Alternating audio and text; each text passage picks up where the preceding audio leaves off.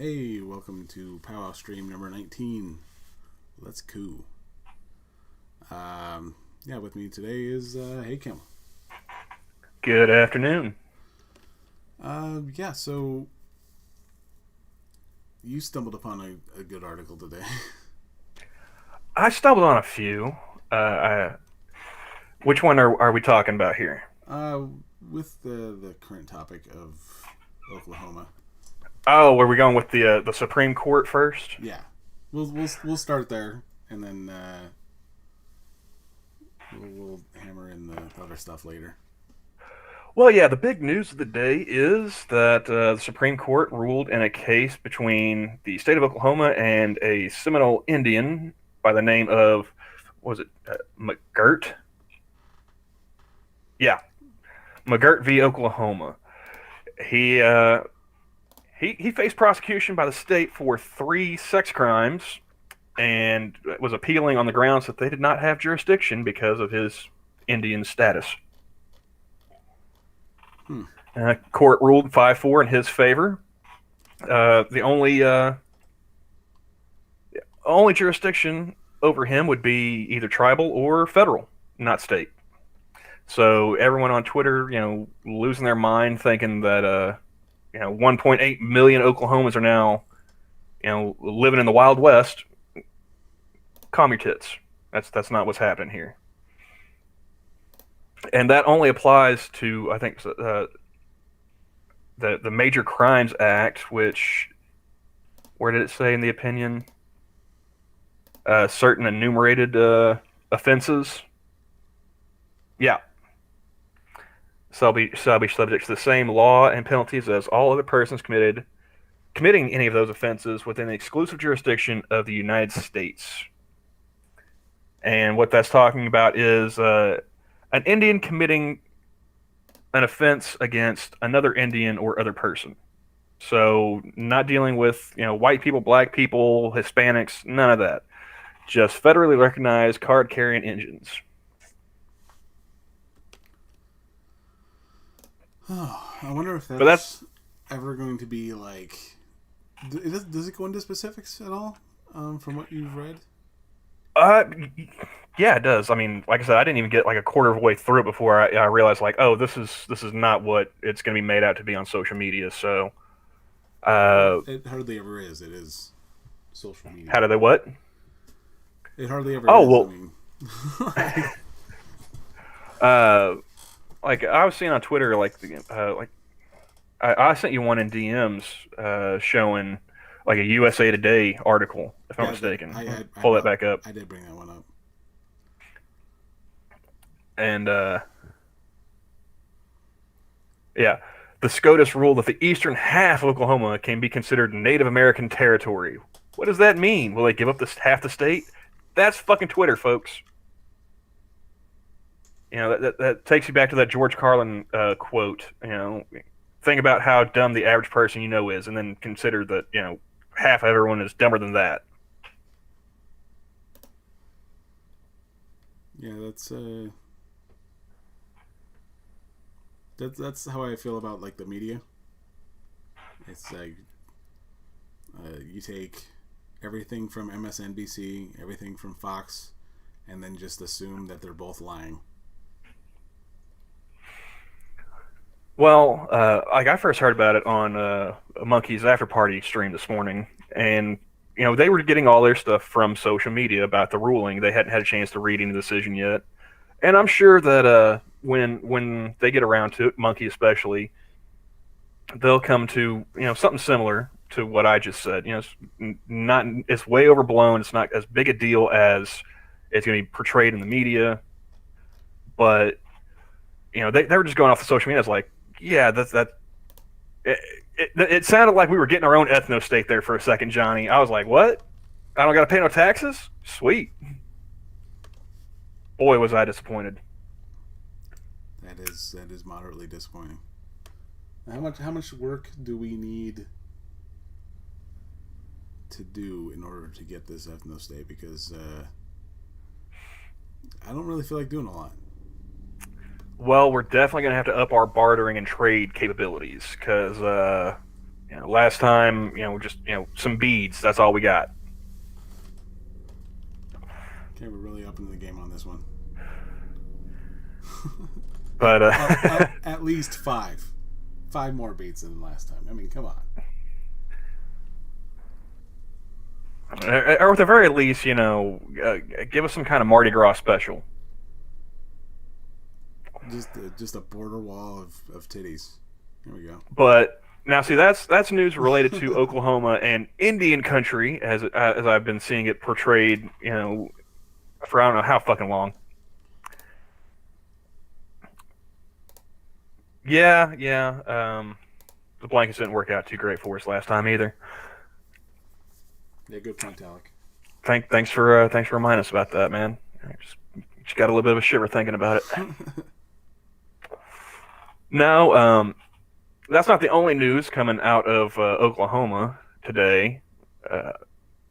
We have one that is more funny and one that is more serious. Which one do you want first?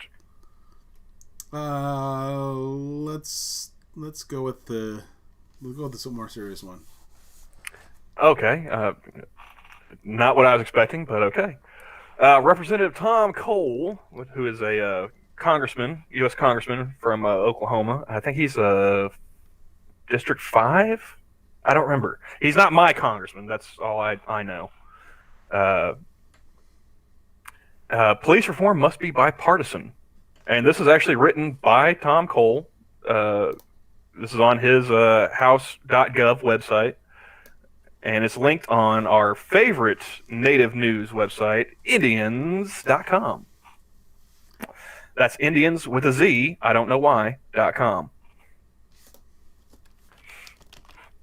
But it says, following the reprehensible treatment and tragic death of George Floyd, there has rightly been a national outcry against what took place both under the watch of and at the hands of police officers in Minneapolis. A clear and despicable violation of the solemn oath police officers take to serve and protect their fellow citizens. While this overwhelming majority of officers faithfully and bravely discharge their responsibility each and every day, the death of George Floyd is a sobering reminder that abuses of power clearly exist and must be addressed. Certainly, there is an important dialogue underway in communities nationwide and a shared desire for change. Over the last few weeks, I have spoken with many police chiefs across the 4th District of Oklahoma. 4th District, I'm sorry. He's 4th District representative, not the 5th. And they could not be more strong. And they could not more strongly condemn what happened to George Floyd and others in similar scattered incidents. Indeed, nobody resents a bad police officer more than a good police officer, and they too desire to see that lasting change come from this serious national discussion. This historic moment in time should result in meaningful reforms that enhance the professionalism and transparency of community policing while increasing the confidence and security of every citizen, particularly those living in communities of color. While both Republicans and Democrats agree that policing reforms are needed, I regret that such a consequential dialogue and monumental effort has been marked by partisanship thus far in Congress. Such partisan gridlock was clearly on display last month in both chambers. In the Senate, where it takes 60 votes to proceed on legislation, Democrats refuse to provide the needed votes for consideration of the Just and Unifying Solutions to Invigorate Communities Everywhere Justice Act, which I guess that's Senate Bill 3985, which was authored by Senator Tim Scott and Congressman Pete Stauber.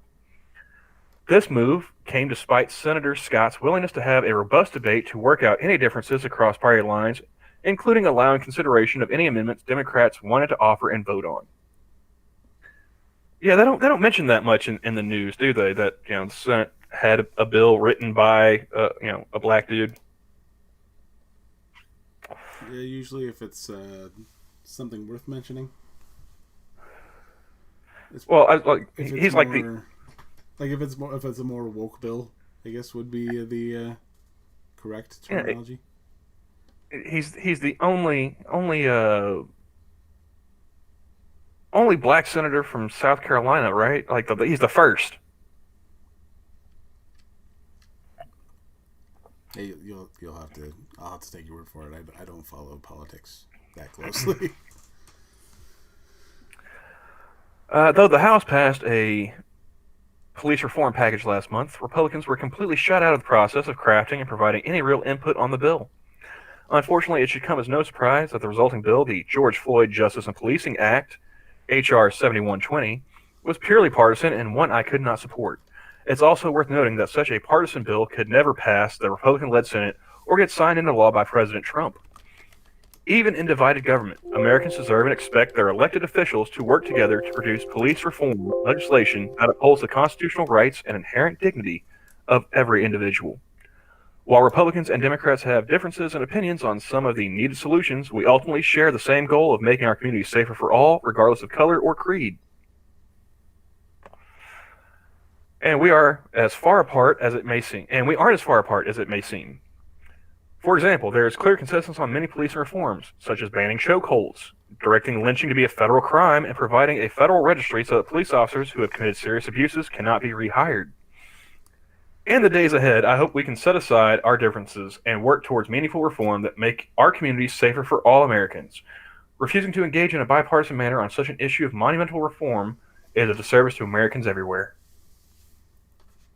Tom Cole, a citizen of the Chickasaw Nation, is serving in his 8th term in Congress as the elected representative of Oklahoma's 4th Congressional District.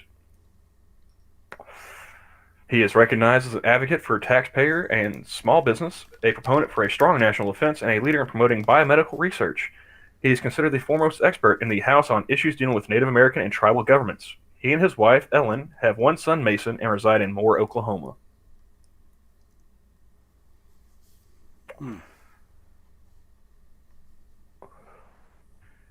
So there's that. Now, you want to get to the funny? Let's get to the funny. All right. Do you want to throw this up on screen, or do you just want me to read it? We can give it a shot. Because there's a photographic evidence here that I feel needs to be displayed to the masses. Okay, I will see if I can make something then. Let's see. You want me to just send you the link in side chat? Yeah. Okay, here it is. I'm dropping the link right now.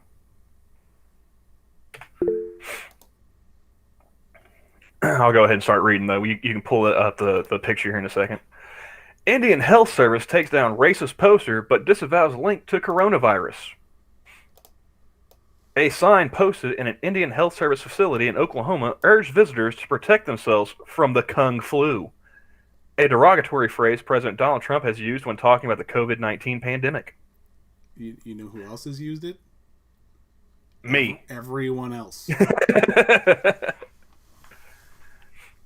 A visitor to the Claremore Indian Hospital recently took a photo of the poster, which features the official IHS logo, and wanted to remain anonymous.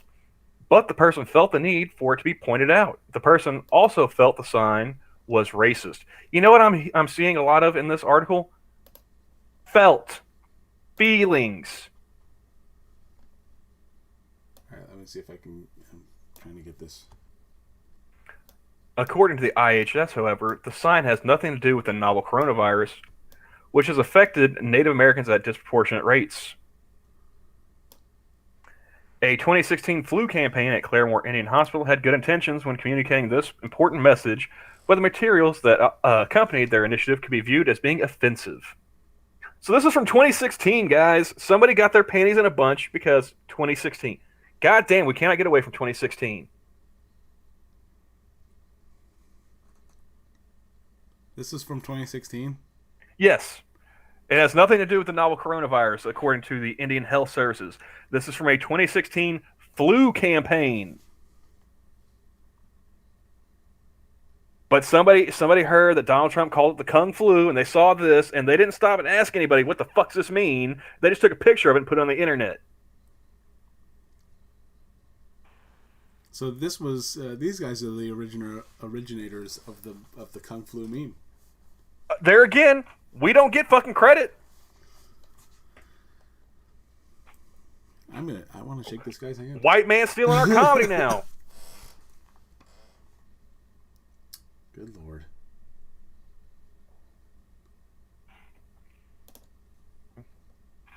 But yeah, so that's kind of a ha-ha moment. You're an idiot.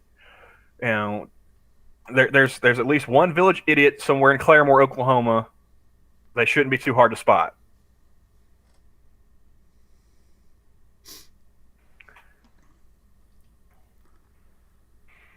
I mean, I think the most offensive part is the fact that, yeah, all of this has been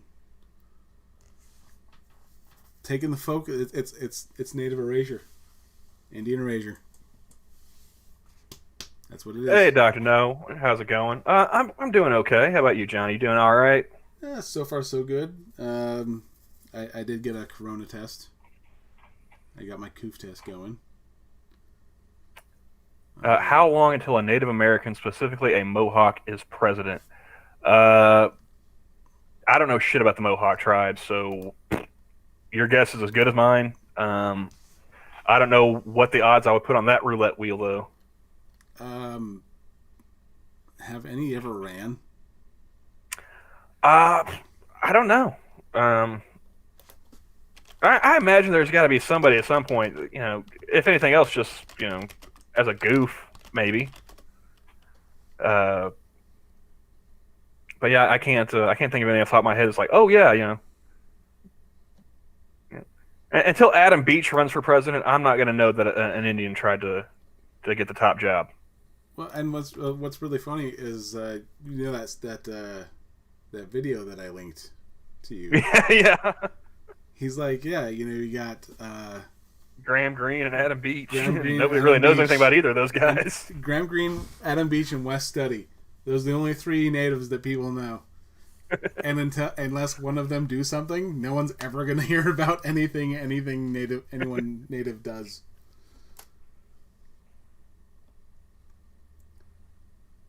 Smallpox or coronavirus, which is worse?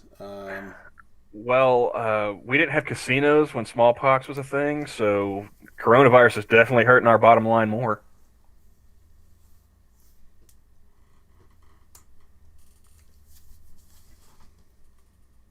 Almost had it. One. Yeah, no one claims her. And you have a very loose definition of the word almost, Dr. No. She didn't even win Massachusetts, man. I mean, she couldn't win Massachusetts. There wasn't a shot in hell that she was going to win like Oklahoma or the Dakotas or anything like that. Yeah. Okay. Let's see. There was someone in 2020 who ran, but they didn't get far. Okay, who? Mark Charles. Never heard of him. Yeah, me either. He did speak. He did do some. He spoke in native. He spoke in Navajo. So fucking Navajo, of course. Yeah. Wouldn't you figure? Alec, I don't know if you've been around or not, but I have a particular dislike of the Navajo, and there's a reason for that. And I honestly, I've never. Those glory-stealing bastards get all the credit for being the fucking code talkers when it was my people who started that shit. A whole war before. Hey, Costin, how's it going? Where's our movie? Huh? You have your movie. It's just been culturally appropriated by the Navajo. I will give them one thing. All right, everyone likes World War II better than World War I. It's sexier, but come on, man.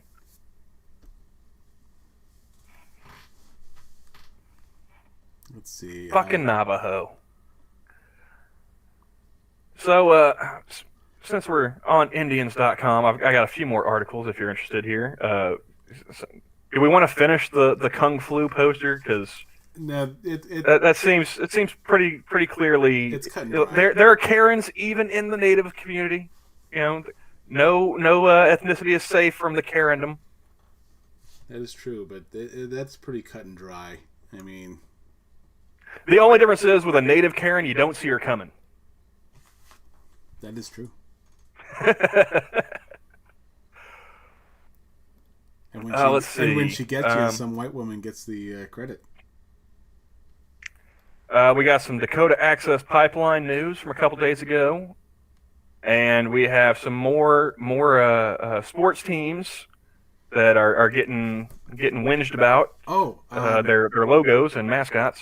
and by the way, the reason why Indians.com is spelled with a D is because Indians.com, spelled with an S, takes you to the Cleveland Indians website.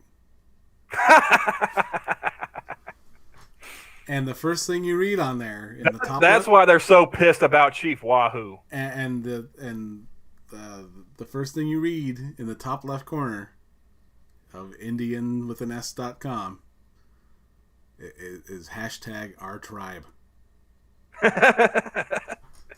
Hashtag our domain. Chief Wahoo is was the that was the Indians mascot until a couple years ago when he got the tomahawk because he's a racist caricature. which he is in good measure. Yeah, but I mean, as far as racist caricatures go, we could have got a lot fucking worse. He was a happy, smiling fucking Indian. That is very true. Did you see what they did to the Japanese for World War II? That I did not. Oh, look up some of the posters and shit back then. Like Germans in World War I, like they gave them the full King Kong treatment and all that kind of shit. That is the question, Dr. No. Will the Redskins actually get rid of their logo? Right now, I'd say it's a toss-up, only because the corporate sponsors have been putting some heat on Dan Snyder, the Redskins owner.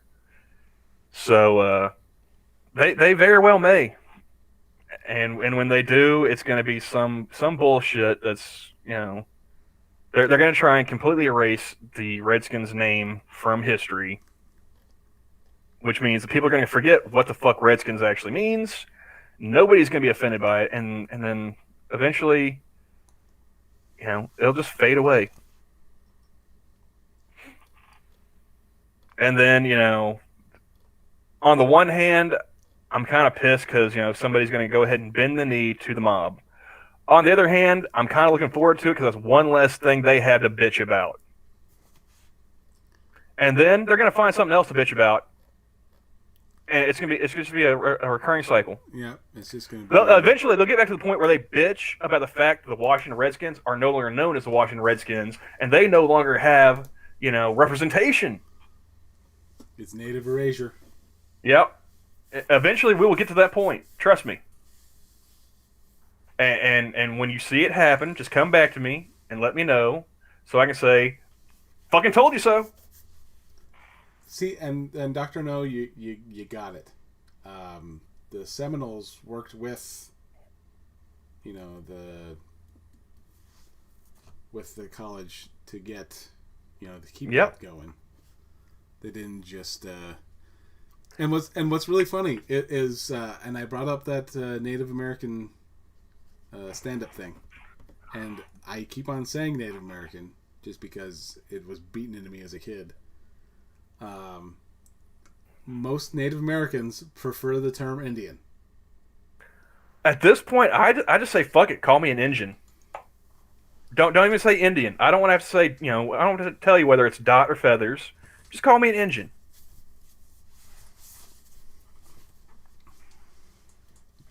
That way, there's a clear delineation as to what racial group we're talking about. Yeah. We don't have to go dot or feathers. We don't say, casino or 7-Eleven. Well, in my tribe's language, it's red, Dr. No. That's the meaning of the state name Oklahoma is land of the red men. Yep. Or red man. So. Which is really funny because, when the term Redskin started, it was just like, hey, that red guy over there. Well, they always go back to saying, Redskins was a term used for, collecting the scalps off of Indians, bounties. Well, actually, that came shortly after the initial... because it was like, Well, no, I'm saying that the reason why they're protesting the name and wanting oh it yeah, changed is that's what they're linking it to. Oh, these were the scalps of native people that they were used to prove that they can collected a bounty to drive the Indians out of their lands, and that's why we should change the name. Go fuck yourself, man. Seriously. yeah. But since we're on the topic of the Redskins, I have a Washington Post article about the Redskins name review. And then we can hop back over to Indians.com for a similar article. I just want to go back to the Minions thing when I said they should change it to Washington Original Americans.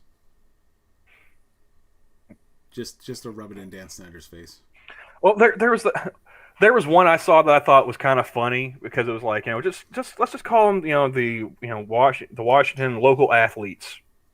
Let's just water it down so much that you don't even know what fucking sport we're talking about. There was one guy's post. He said, oh my god, I probably couldn't find it if I wanted to. He was talking about how something happened in the year 1968. Or not 1968, 1768 or something. Oh, that promoted tweet thread that I posted? Yeah. Yeah, that was about the not the Civil Rights Act. The 68, 68ers. He wanted it to change the name to because of some congressional amendment or whatever. And then he has the balls to say, "I don't know why the Niners are called the Niners." I'm like, yeah, he took all this time to look up, fucking 68ers, 76ers, 87ers. It's like, you have no idea why the fucking San Francisco 49ers are called the 49ers? And they're in California? Like, oh my god. Oh, you took all the time to link this shit from 87 and yada yada. You couldn't take an extra 5 seconds to Google the California Gold Rush, really? But no, I think if we're going to change the Washington, here's my vote as an engine, right? If we're going to change the Washington Redskins name, I say instead of changing it to the Red Tails or the Warriors or some other bullshit, I say instead of doing that, I say we go more offensive. All right, you don't want it to be a racial slur against Indians anymore? Fine, okay, we'll pick a different group. Here's my vote: we rename them the Washington Foreskins. And every time that a player scores a touchdown, the end zone can chant L'chaim, and we keep the tomahawk chop. There we go. That's nations coming together. From our tribe to yours. There you go. And I mean, let's be honest. Everyone's pissed at Dan Snyder anyway. The dude's a Jew. He could. How's it feel, man? Here's a taste of your own medicine. And actually, one of the halftime shows, they can hold a bar mitzvah in the middle of the end zone. A bris, not a bar mitzvah, a bris. Well, you got Hava Nagila playing in the background. It's right there.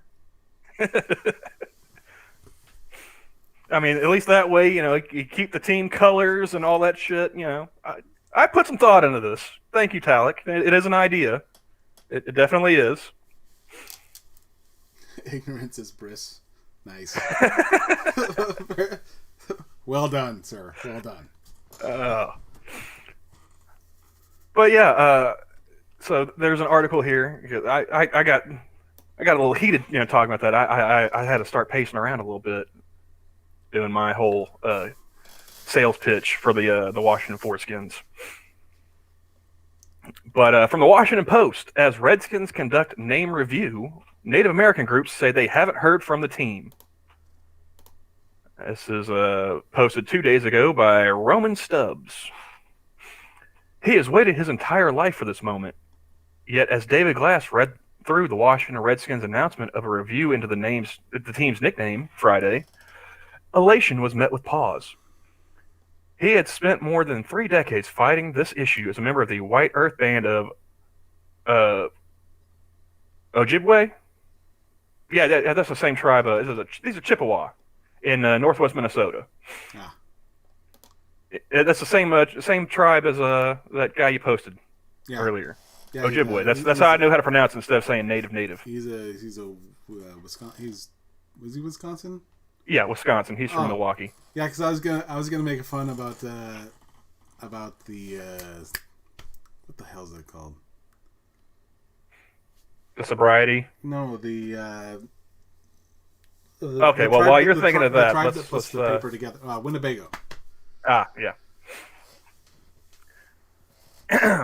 But yeah, he's from this Chippewa tribe up in Minnesota, and he knew not to let his emotions get the best of him.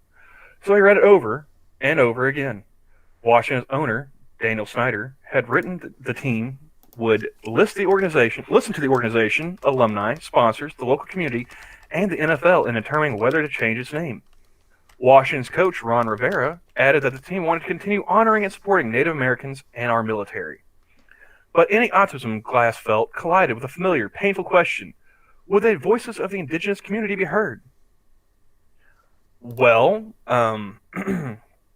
David, I can go ahead and answer that for you before we get to the bottom of the article. Yes and no. Because if you read it over and over again, you would know that he said the team will listen to the organization, the alumni, the sponsors, and the local community, and the NFL. So the indigenous population of Washington, D.C., yeah, the locals, they're going to have a say. You in bumfuck Minnesota? No, you're not.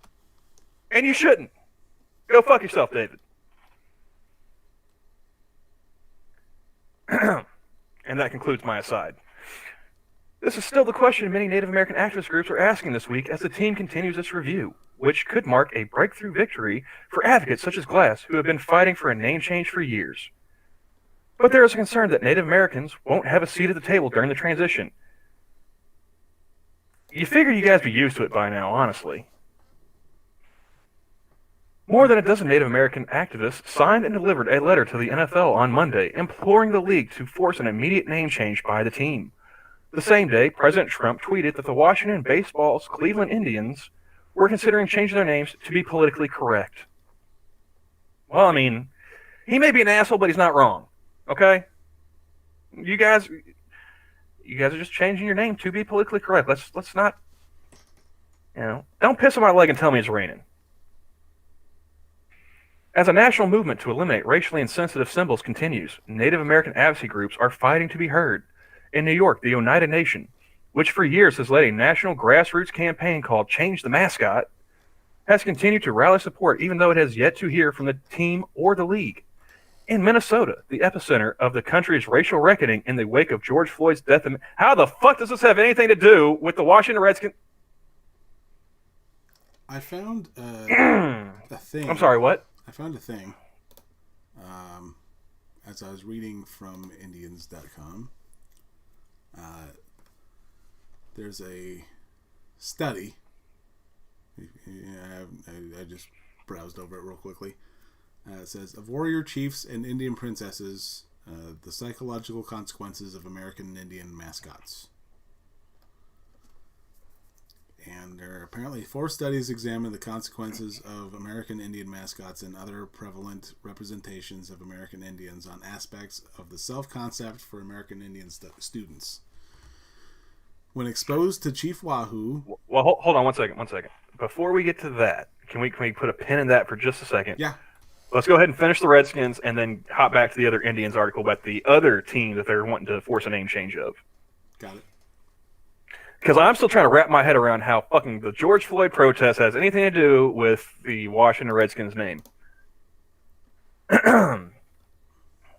Glass and his organization, the National Coalition Against Racism in Sports and Media, sent a letter to Snyder on Monday urging to be included in the name change deliberations. So you and your group sent him a letter saying, pick me, pick me, pick me? Doesn't smack of desperation. Failing to include our community would be a grave injustice considering the impact the team's name and logo, as well as a plethora of other sports names and logos, have had on our communities. Stated the 2-page letter, which ended with the recommendation that the current team name be retired with a pipe ceremony and traditional prayer by spiritual leaders in the community. Why?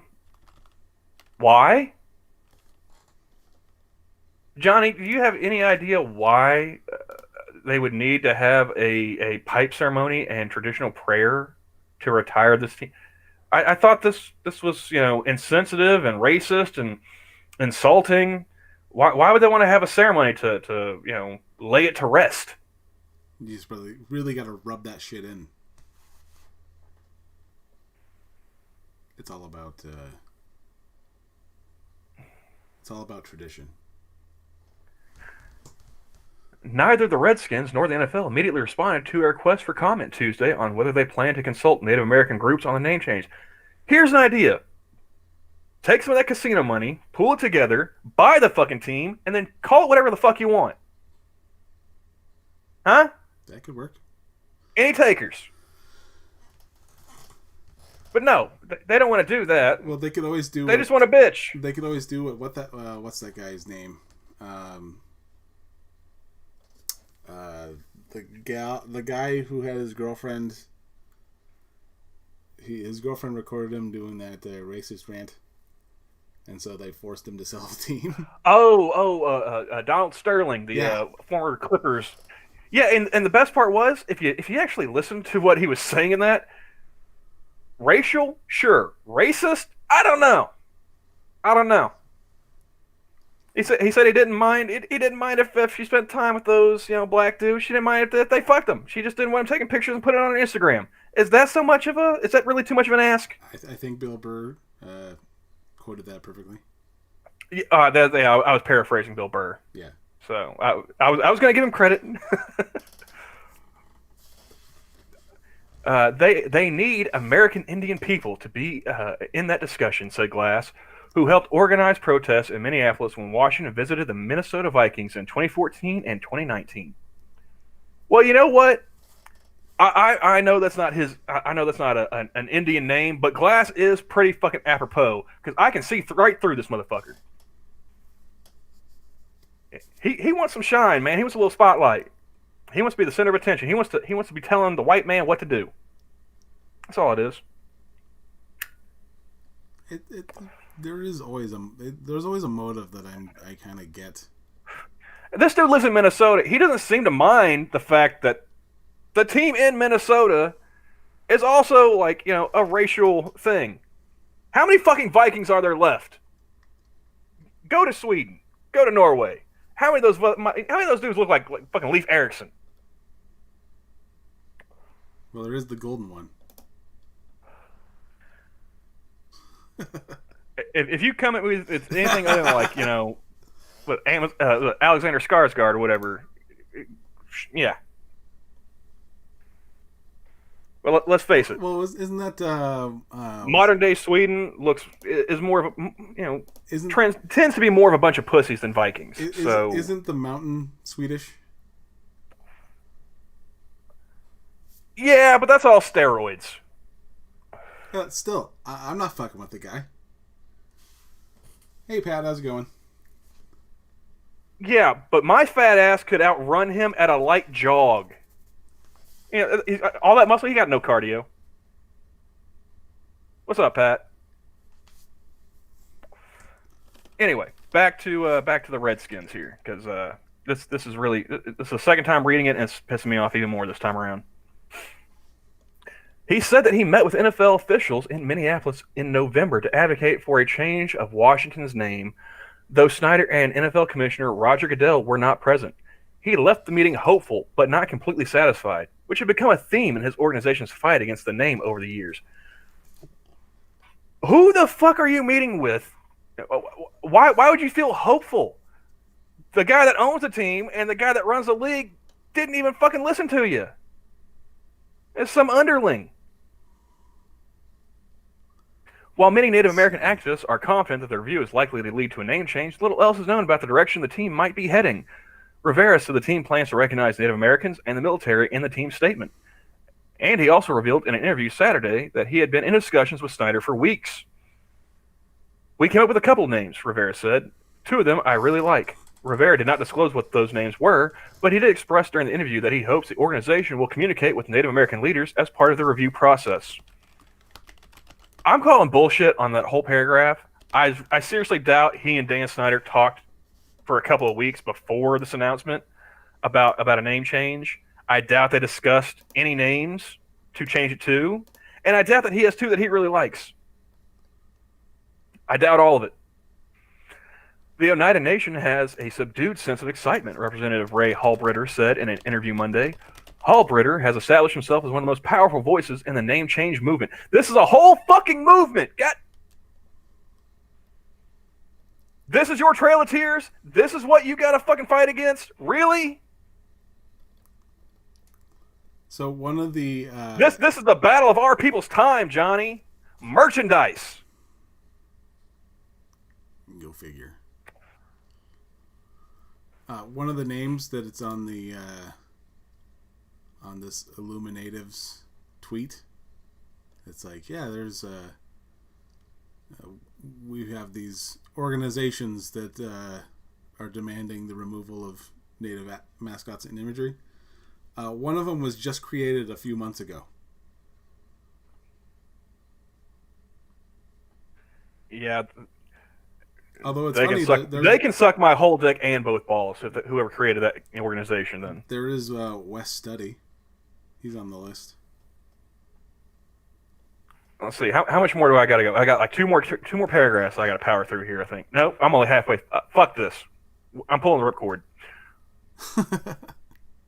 I'm only halfway through, and I'm sure these people want to hear me yelling in their ears all day. I don't see Adam Beach. Well, I'm definitely not supporting it then. He's not that busy. You know, Beach or bust. You ain't got Adam Beach on board. You ain't got my vote.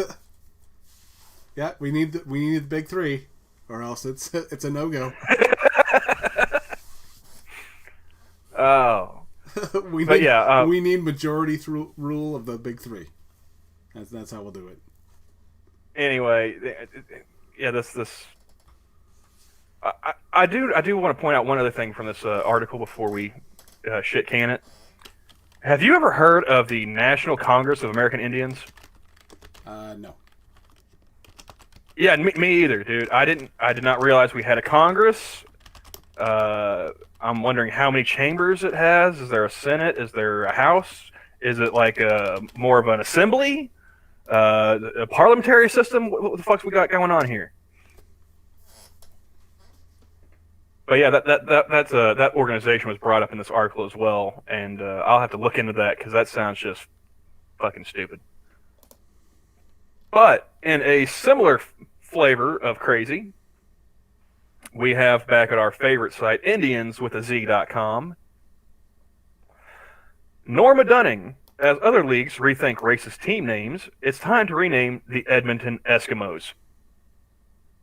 Yes, Canadians, they're coming for you too. In the space of a few hours on July 3rd, 3 North American sports teams announced they were going to reassess their racist names. Baseball's Cleveland Indians. I love how that's just Indians. A couple years ago, it was, just change the logo. The logo is racist. Yeah, go ahead, keep the name. We don't care about the name. The name's fine. Chief Wahoo, though, he's a racist little son of a bitch. Get rid of him. Now they're racist. Again. I think it's funny how they say, because, I mean, it's been like that with the Chiefs, Braves, Indians, and Seminoles, and Braves. And they're saying that those are all, you know, it's putting negative connotations towards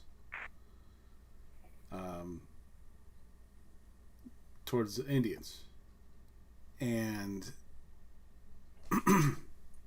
and what's really funny about that is like previously mentioned, you know, the Seminoles are like, all right, let's work this out, and it's most people are just like, oh, you know, it's offensive to them, and the Seminoles are like, not really. Yeah, well, I mean, like, we had a whole list of like, how 20 some odd, 25 plus sports teams in college that had changed their mascot since like 1971, 72, Yeah. and almost all of them have nothing to do with Indians now. So you took all these names that oh, these are racist. Well, guess what? Now they went and changed it to something else completely unrelated, and now you've got no representation. Congratulations. But Italic, I thought Indians was a racist term, huh? Well, I mean, you got some people who think it's racist, and you got some of us like me and Johnny who really don't give a shit. It's easier than saying it's like, oh well, I'm a Choctaw, he's a Click Clack tribe, and so on and so forth. There are 37 federally recognized tribes just in Oklahoma, and I don't give a shit about at least 36 and a half of them. You know, So I'm not going to go around making sure I know all of their fucking tribal names. I'm going to just call them Indians. Squaxon's not a hard name to remember. Like, I'm just gonna throw that out there. My language is Click Clack, but You say that like you forget that I smoke weed and sleep.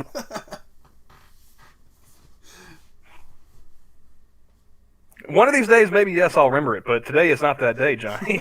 It just isn't. yeah, I'm not expecting you to remember it. Like, I'm gonna put that under the ever category. I think that's why we keep using it, is because we find it ironically amusing as well. Just whenever, like, one of my favorite stories to tell other native people is working for my tribe. I've told the story before on stream a few times, but I had a white lady and a black dude come into the shop I was working at, which was tribal owned. It was owned by my tribe's government. And this was when the whole Dakota Access Pipeline thing was really, heating up in the news over the summer. Was 2016, I think. Yeah, it was election season, and white lady and her black boyfriend come in, and she is just hippie to the max. You know, I smelled the patchouli before I ever saw her, and she's talking about how she supports the Indians, and no pipeline and this and that, and I was like, what pipeline are you talking about, huh? Because I don't know if she was aware or not, Oklahoma has a lot of fucking oil industry, natural gas. Mm-hmm. We've got rigs all over the place, and I didn't you're hearing about a pipeline or an oil rig or something like that. No big thing around here. So she's like, "Oh, you don't know about the pipeline," and she started talking about it, and I just looked at her. I was like, "You do realize we're not all one people, right? Like, if you go outside and look at the sign, that says Choctaw. We don't give a fuck about them up north." And if you think this is like some kind of solidarity thing, you in the wrong place, sister. We're here for your money. There's a casino right next door. Go ahead, throw a few bones our way and get the fuck out. Okay, I didn't say all that because I needed the money. I needed the job. So, But I just looked at it, I was like, I have no idea what you're talking about, lady, and I really don't care. I just stumbled upon something that I think would be interesting.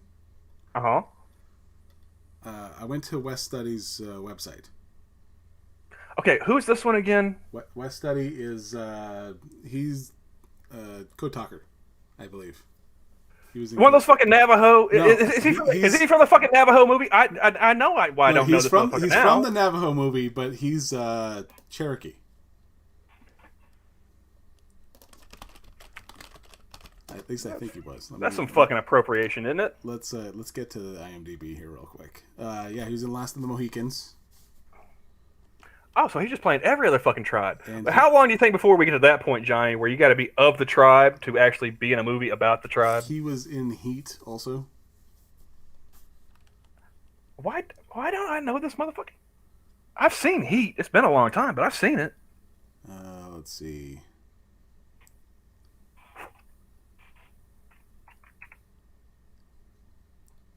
He's apparently in A Million Ways to Die in the West, but I haven't seen that one. It was me. Let me see. Where? Okay, I'm. Okay. Oh, Okay. Yeah, I know this dude. All right.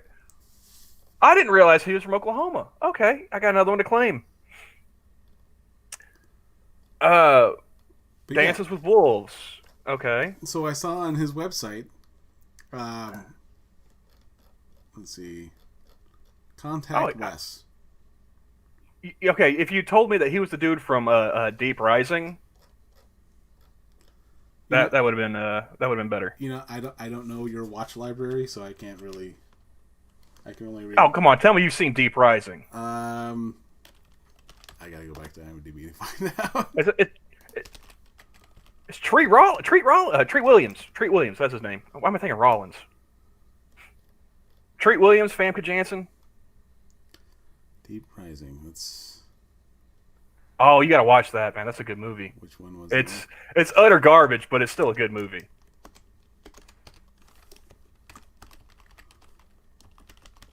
Oh, Deep Rising. Okay, I got it. Let's see. Group of heavily armed hijackers board a luxury ocean liner in the South Pacific Ocean to loot it, only to do battle with a series of large-sized tentacle man-eating sea creatures.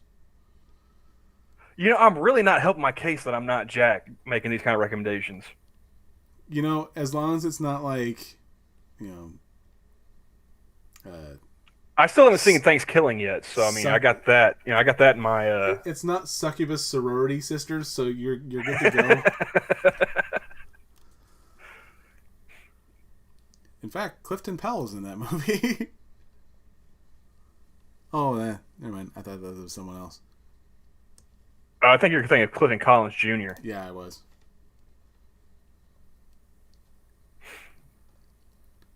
Also, very good and underrated actor. Let's see. Yeah, he is in that as Hanover. I don't know. I've never seen it. Definitely check that one out, man. That is a fun shut your brain off and eat some popcorn movie. And it's got some good writing, actually. The guns look sweet, so it's got me there. You got Wes. You got Wes holding the awesome gun, so I'm good to go. Treat Williams had a line in there that I've used at just about every job I've worked, like dealing with the general public. As long as the cash is there, I do not care. And if I got to deal with people, as long as the money's right, I won't complain. But yeah, I'm wondering if I'd be able to. I could be able to reach out to this guy. And what study? Yeah. And do like a Skype chat type thing. I don't know, man. He's like 73. Yep. Okay, my grandmother's 73, and there's no way in hell she's getting on Skype, dude. I don't know if I could talk her through it either. That might be a hard get, man. You might want to focus more on Adam Beach. Well, I mean, he's younger. He's hipper. He's more with it. Yeah, but you gotta follow the stereotype of the older, the more wise. I mean, yeah, but that stereotype doesn't really play very well when it comes to technology, does it? There's actually a counter stereotype. The probability of us getting Daniel Day-Lewis is non-existent.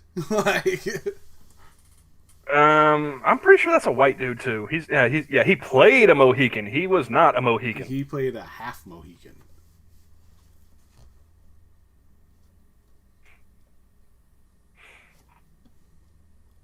But yeah, we got well and truly sidetracked with the they're trying to change the name of not just the Cleveland Indians but also the Washington Redskins, and the Edmonton Eskimos of the Canadian Football League. And the Atlanta Braves. I saw a couple of people on Twitter suggesting that, but it didn't get nearly the traction that the Redskins. Oh, yeah. Like not even like not even close to what the Cleveland Indians. I may have saw like one or two people tops when I was scrolling through Twitter about that. And like I said, they didn't get any traction with it. They weren't getting the likes or the retweets that the Indians and the Redskins people were. So I think the Braves are safe for now. I could go with the Washington Lorenzo Lamas. It's just a picture of Renegade. Just I don't know. I'm not seeing it.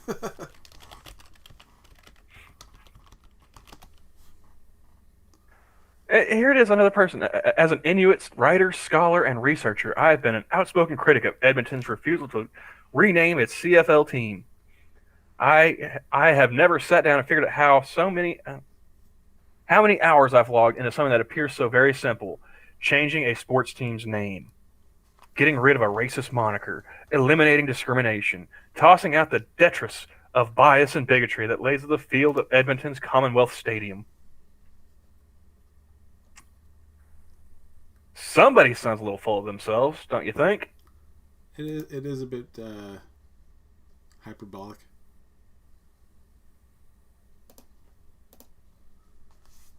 I have never given in to the justifications others use for keeping the name. Fan loyalty to a team they love, all the money that they have invested into Eskimos merchandise, how revered and idolized the players are, the countless Grey Cups, and the benefits the city of Edmonton has gained through the team's many wins. So I'm guessing this team's a big thing in Canada?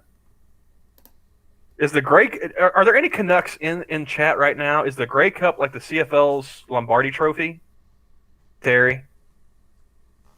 Hey Terry, how's it going? Because I'm not familiar with the CFL. I imagine it's like the NFL but politer. I assume that they say sorry every time they make a tackle or score a touchdown. I'm often told that it's only football and the name is harmless. Harmless to whom? Harmless to the future generations of Inuit children who will grow up hearing that one word, Eskimos, and be conditioned into believing that that's okay? A name no one uses. It's okay to take the smallest group of Indigenous Canadians and maintain the use of a word that is no longer in use in academia, in news stories, in present-day anthropology texts, or even coloring books. So you're telling me that it's nowhere else but on a fucking football team. And this is a big deal. Why? What are we supposed to do as the people on the other side of the Eskimo coin? Take a knee in support of fans who apparently have so very much disposable income that they can invest thousands of dollars over the course of a lifetime to show off their greedy pride? After all, Eskimos is only a word. So why couldn't fans rally around a new team name? I have to imagine that it's because Canadians aren't nearly as polite as we give them credit for, and they're doing it just to spite you, you bitch. And if that is in fact the case, more power to them. Last year, in its most recent attempt to justify keeping the racist nickname, the team made a trip to Canada's north with much fanfare and media coverage. They talked to the, quote, real Eskimos, the ones who live in the Arctic. The team returned to Edmonton and said no consensus emerged to support a name change. Wait, so you mean they actually went to the fucking people that Eskimo refers to and said, hey, how do you guys feel about this? And someone said, we like it. Someone said, we don't like it. Someone said, I don't fucking know. How comforting it must have been for the team to have found that one Inuk male who had no problem with the name. Okay, so they said no consensus could emerge, and you're saying that, they found one guy. One guy! It's like, no biggie. Keep on keeping on. And that's all it takes. It takes only one positive comment to justify keeping a name that made the team millions of dollars off the backs of Inuit Canadians. Off the backs of Inuit. Did they have you working in sweatshops making their fucking merchandise? Were your brains getting pounded into fucking yogurt? Getting tackled They almost make it seem and getting concussions. Well, they almost make it No. seem. They almost make it seem like it's like Attila the Hun or Genghis Khan. They make it sound like fucking Roots. Is what they make it sound like. Like they kept getting beat with a tackling dummy until they went ahead and stopped calling themselves, Click Clack, and started calling themselves Toby. Come on now. I noticed you didn't get offended by Click Clack there. Well, because I knew what you were talking about. I'm waiting for someone else to get offended on my behalf. Oh, I am the same height as Adam Beach. So short. Yes. 5'11" and a half. I'll take it. Oh. I'm not saying that's the most exciting thing about it, but yeah, I'll take it. Yeah. All right, chat. Just so you're aware now, once the stream's over, Johnny's gonna go to the mirror. I'm sure he's got like a full-length mirror somewhere. He's gonna look at himself and like, just like Adam Beach. I have a cardboard cutout right next to that mirror. He's gonna give himself the finger guns and everything. I can just heighten it up a little bit to match my height, so it's more true to life. Support BLM, but not Inuit. On June 3rd, the team posted a statement on Instagram in support of Black Lives Matter that said, "We seek to understand what it must feel like to live in fear. We seek to understand what it must feel like to live in fear, to feel undervalued, to feel persecuted. We stand with those who are outraged, who are hurt, and who hope for a better tomorrow." We seek to understand what it must feel like to live in... No, you don't. No, you don't. Bullshit. You do not. Why are you lying? Nobody seeks to understand what it must feel like to live in fear. Nobody. We as Inuit Canadians understand what it must feel like to live in fear of changing a team name. We understand the importance of being able to wear the Edmonton Eskimos merchandise when exercising or drinking with friends in the comfort of your home while relaxing and watching the game.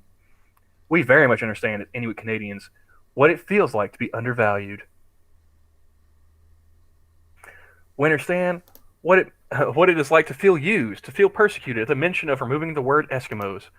Add to that the reliving of the comments on social media anytime the subject of removing the word Eskimos is brought to the attention of mainstream Canada, all while trying to survive a global pandemic and living as the smallest Indigenous Canadian population with the highest rates of poverty, food scarcity, overcrowded housing, and teen suicide. Could it be because you motherfuckers live in the Arctic? Maybe. Just throwing that out there. I mean, honestly, how much food is there in the frozen tundra of Canada? It's too bad Della couldn't make it today, right? Well, he is in chat. So he's here in spirit.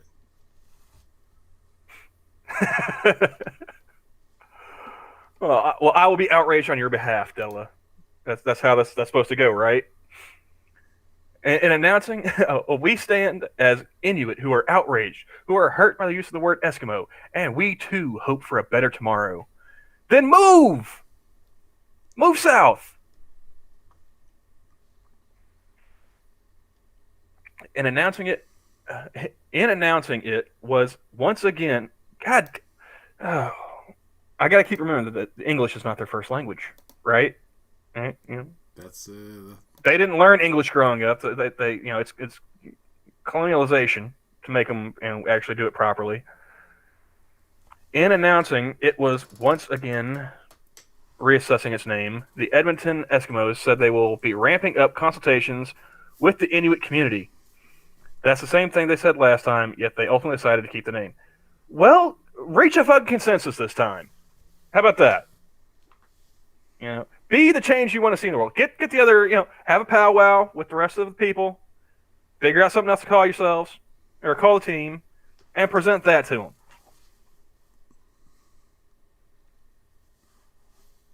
What would be different this time? If the team wants to ramp up consultations, I hope they give me a call. They won't. They fucking won't. You know why? Because you're a cunt. That's why. Go fuck yourself, Norma.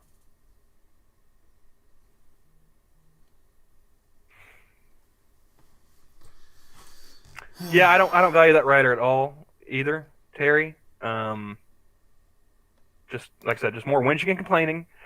And the best part was that this had to be, piggybacking off of the Washington Redskins. Couldn't even generate enough heat in Canada, for this to be a thing. It had to wait until another team with a more offensive name was being told to change theirs. I don't know how I should feel about this.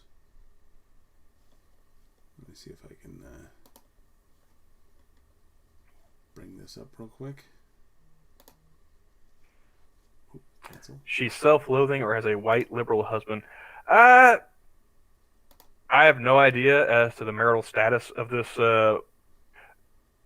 person, but that was a professor at the University of Alberta, Dr. No. So it's not necessarily that they have to be a self-loathing or have a white liberal husband. It could just be that, that's how she makes her money. She probably preaches that shit day in and day out. Oh, fuck right off. Yeah.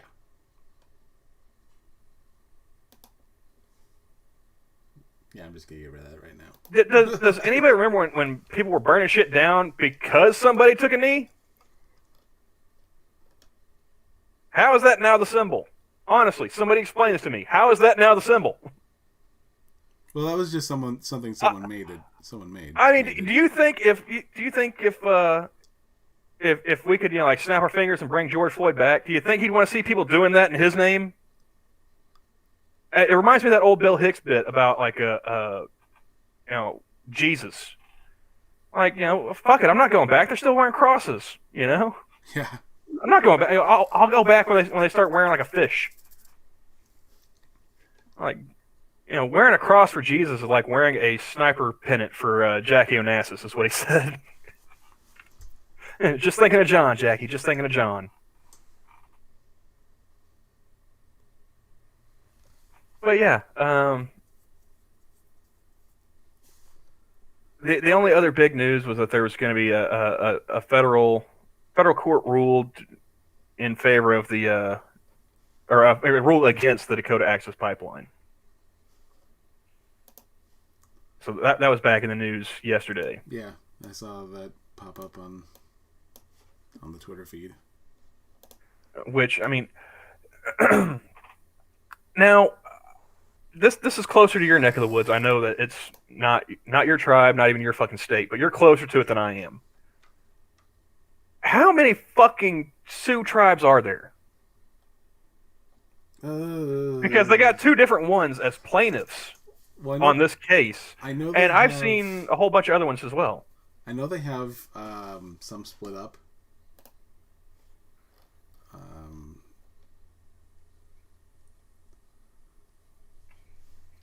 Because, like, with the Choctaw, with my people, there's the Choctaw Nation of Oklahoma, and then there is the Mississippi Band of Choctaw.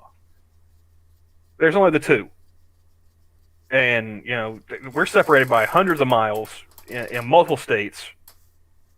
So, like, when I'm talking about Choctaws, I'm not talking about them. I'm talking about the Choctaws in Oklahoma. But you've got however many different Sioux tribes, like, in the same area? Really? Why not just put them bitches all together? One Sioux tribe. One Sioux fits all. How about that? Yeah.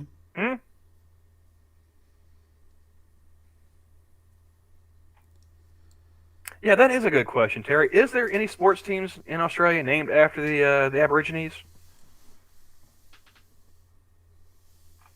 Is there like a like the Sydney Didgeridoos or something like that? Anything you can think of? I know you're not big of a sports fan. You don't really go outside or anything, so just get back to me on that one.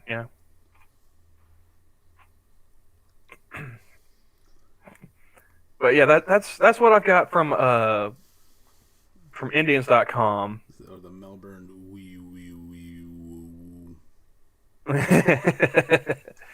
Now, I did have another couple things I wanted to bring up that we could do like our own little advice column segment, maybe. Native advice for the internet or native wisdom for the internet, something like that. So Okay. I got two ready to go for a test run. Now we can go to Reddit or we can go to the Mirror. Which one do you want to do first, Johnny? Is the Reddit one going to be one of those "Am I the asshole" ones? Uh, let me pull it back up because I, I assumed we were probably going to do the Mirror first. That's my mistake. Let me see here. Yes. Actually, I think I've got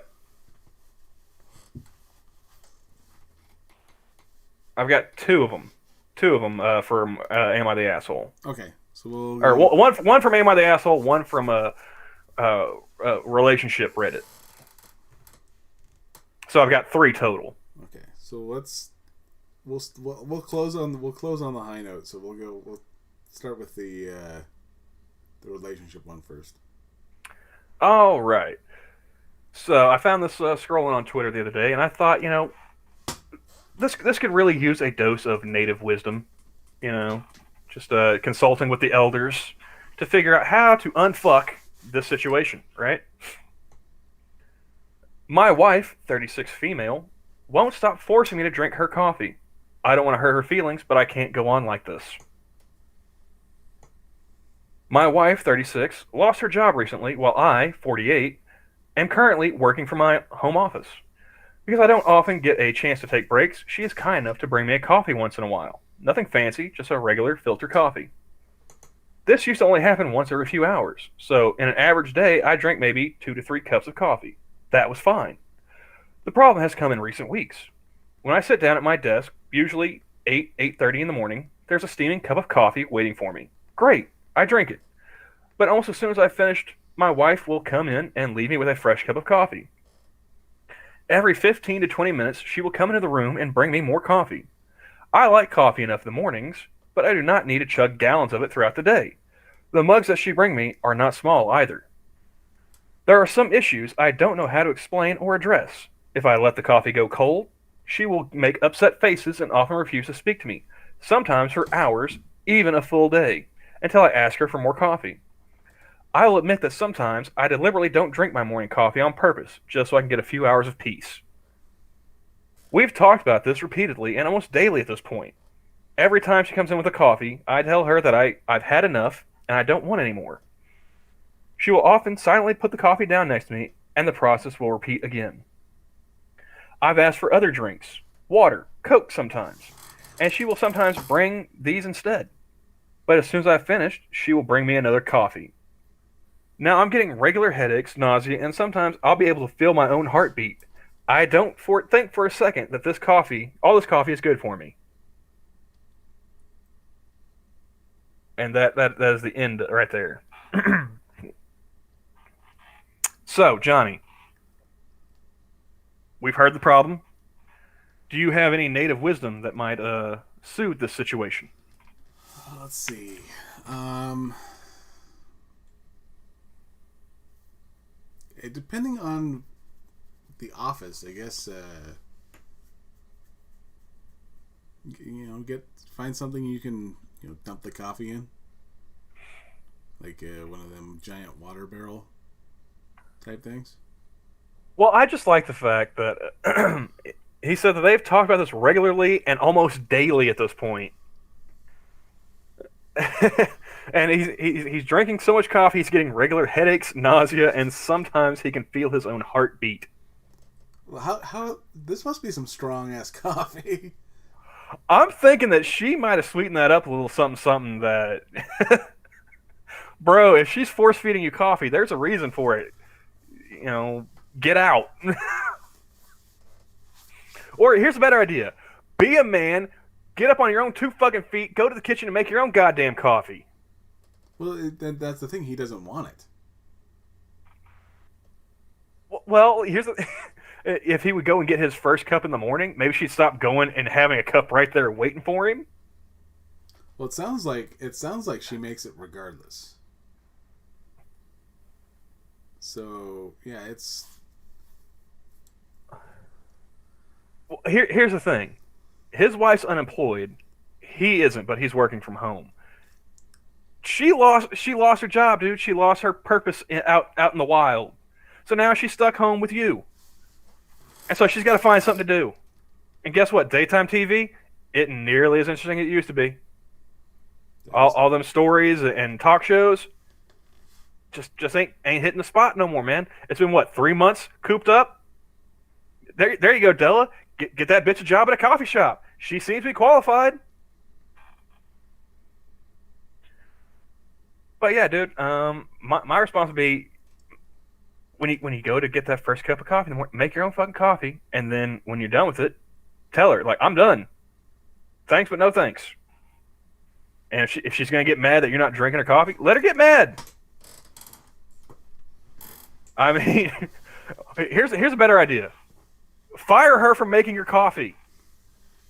She done lost one job. She should be used to it by now.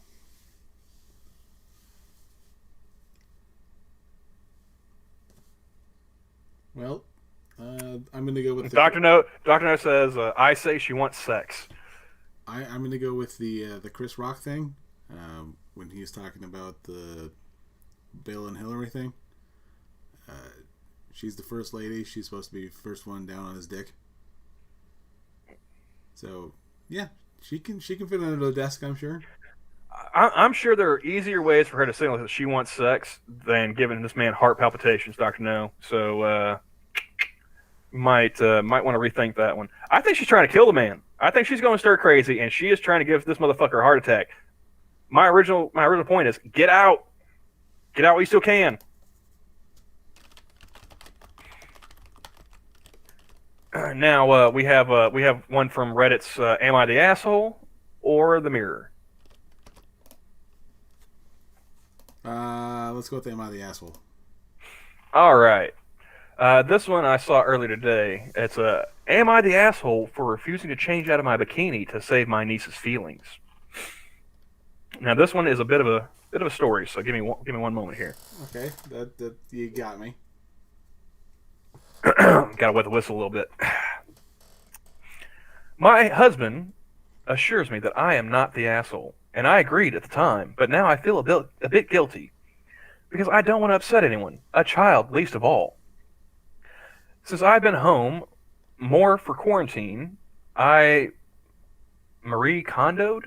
I guess that's how you pronounce Marie Kondoed my closet, Oh, which means getting rid of all of my old bathing suits. They all lost elasticity or were worn out.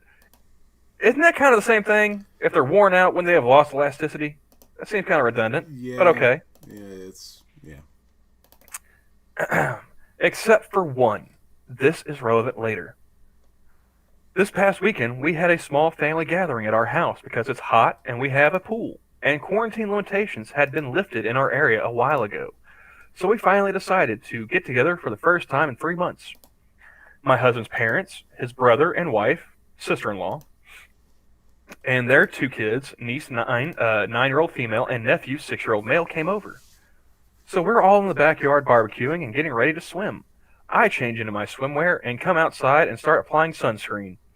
Sister-in-law rushes over to me and pulls me aside and asks that I cover up or change into something less revealing, like a one-piece, as niece has been sensitive lately and dealing with some body image issues regarding feeling fat. And in parentheses she puts, she's not. I tell her that regrettably this is the only swimsuit I have anymore due to cleaning out my closet, and I plan on swimming as it was sweltering hot. But after my sunscreen dries, I'd be happy to throw something on over my swimsuit until I'm actually in the water. She then asked me if I could just go inside then, at least until the sunscreen soaks in and come out covered up. I was like, no, I'm not going to hide in my home for 30 plus minutes while we have company over that we haven't seen in 3 months. Sister-in-law says it will hurt niece to see me in a two-piece because of my unrealistic body image. I tell her there's nothing unrealistic about me because I'm a real person, so I don't even know what that means. Oh my god. And I'm sure niece will be fine for only 30 minutes. I also said that while I sympathize with body image issues, as I've dealt with them in the past myself, it's probably not helping to just shelter her from seeing people's bodies and maybe work on body positivity instead. She says I don't understand because I don't have kids. So I sat there in the shade to apply sunscreen and let it soak in, and she takes niece inside for over half an hour before coming back out. I don't know if I'm in the wrong here. Maybe I could have just gone inside for a while to spare my niece's feelings. But at the same time, I feel like I shouldn't have to hide my body, and at my own house for that matter. And it was just a two-piece. It wasn't like really booby or revealing. The top was high cut, kind of like a sports bra, and the bottoms were normal bikini cut. They weren't like a thong bottom or anything. I didn't notice that the niece was upset, but sister-in-law definitely was. Maybe niece was just hiding her feelings? Question mark. I don't want to add to her body image issues and feel kind of bad now reflecting on it. In case I made her feel bad, am I the asshole? No. That's my verdict as well. No. This is a 9-year-old we're talking about. Why does a 9-year-old have body image issues and feel like she's fat? If I had to take a stab in the dark, I'm pretty sure I'd end up cutting Mommy Dearest over there. Yeah, there's something. There's got to be something in there. With the. I mean, because I'm taking the OP's word for this, that the child is not, in fact, fat. Okay? What did. Now, the only time I've seen anybody, growing up, my own personal experience here, only time I saw anybody having, issues about feeling insecure about being fat, it was because they were fat.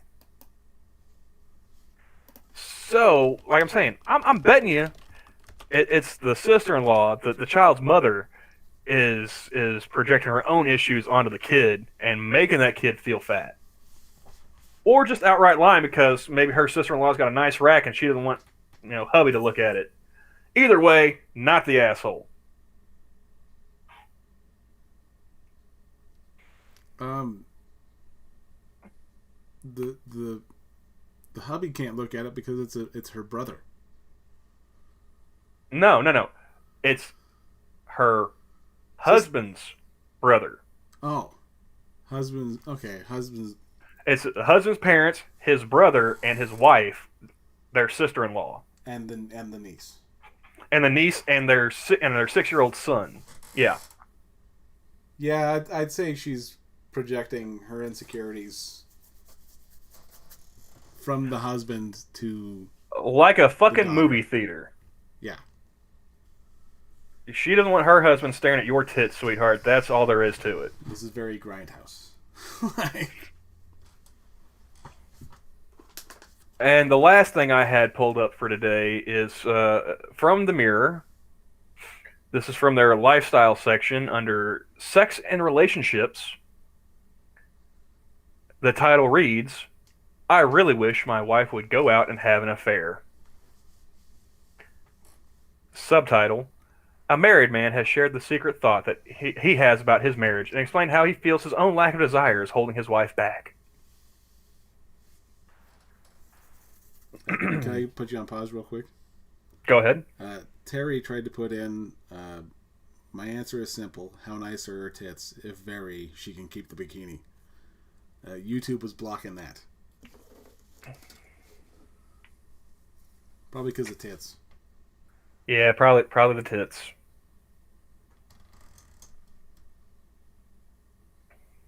Although, I mean, like half the time you can't even address me as camel in chat either. So maybe it's just humps in general.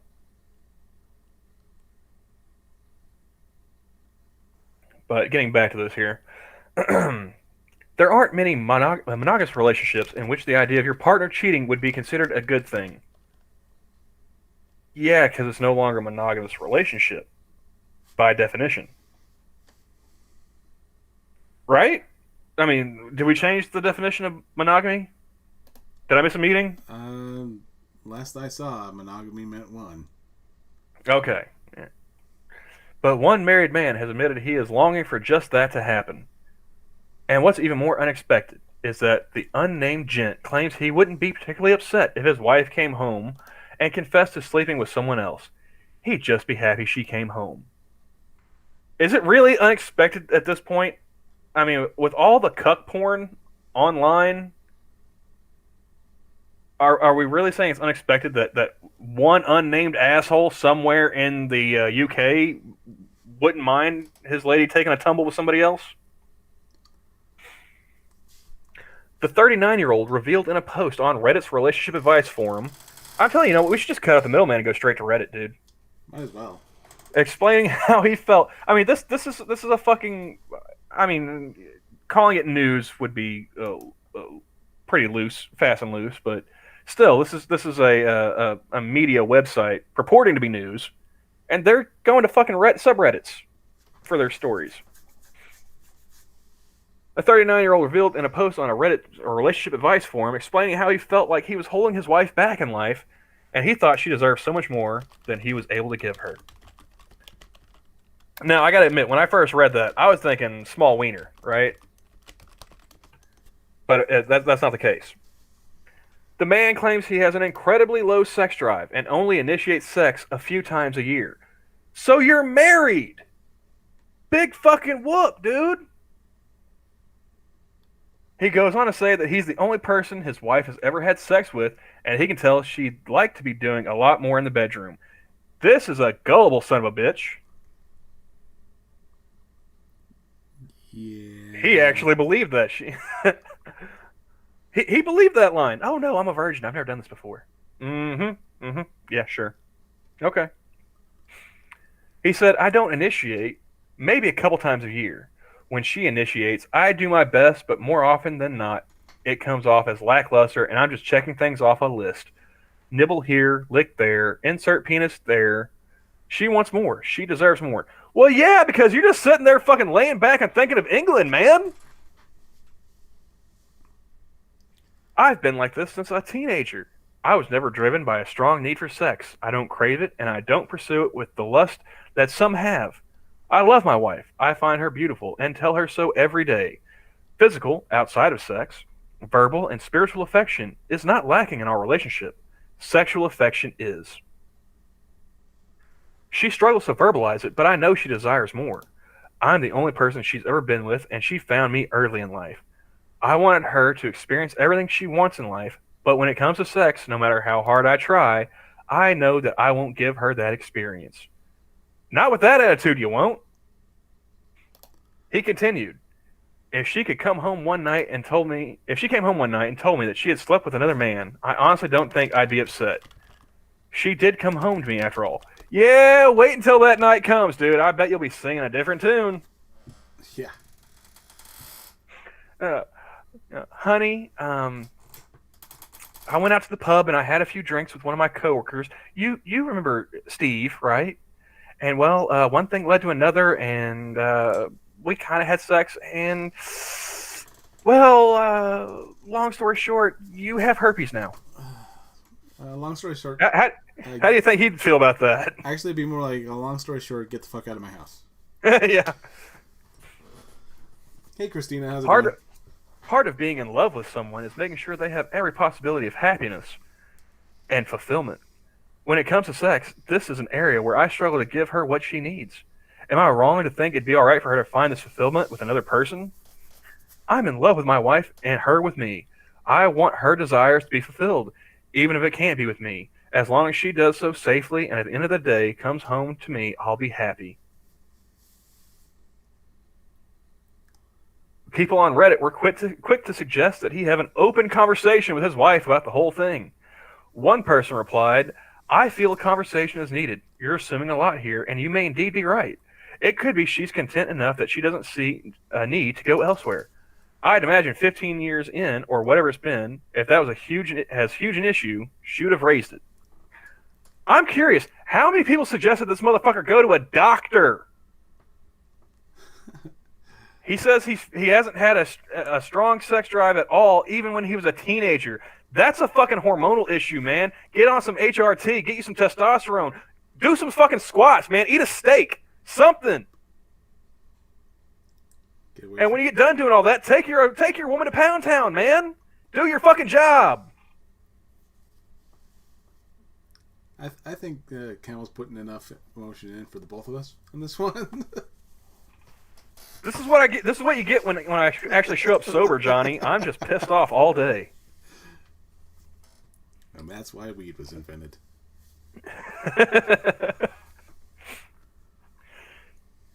But yeah, I saw that and I was like, dude, seriously? They just said talk to your wife? No, dude, call your doctor.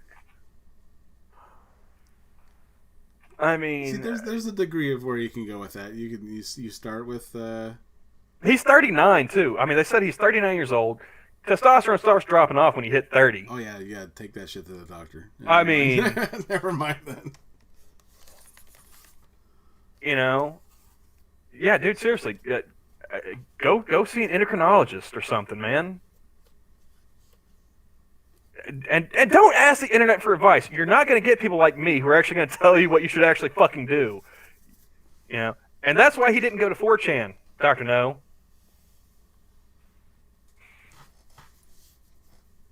Yeah, I believe the 4chan answer would be take the long walk off the short cliff.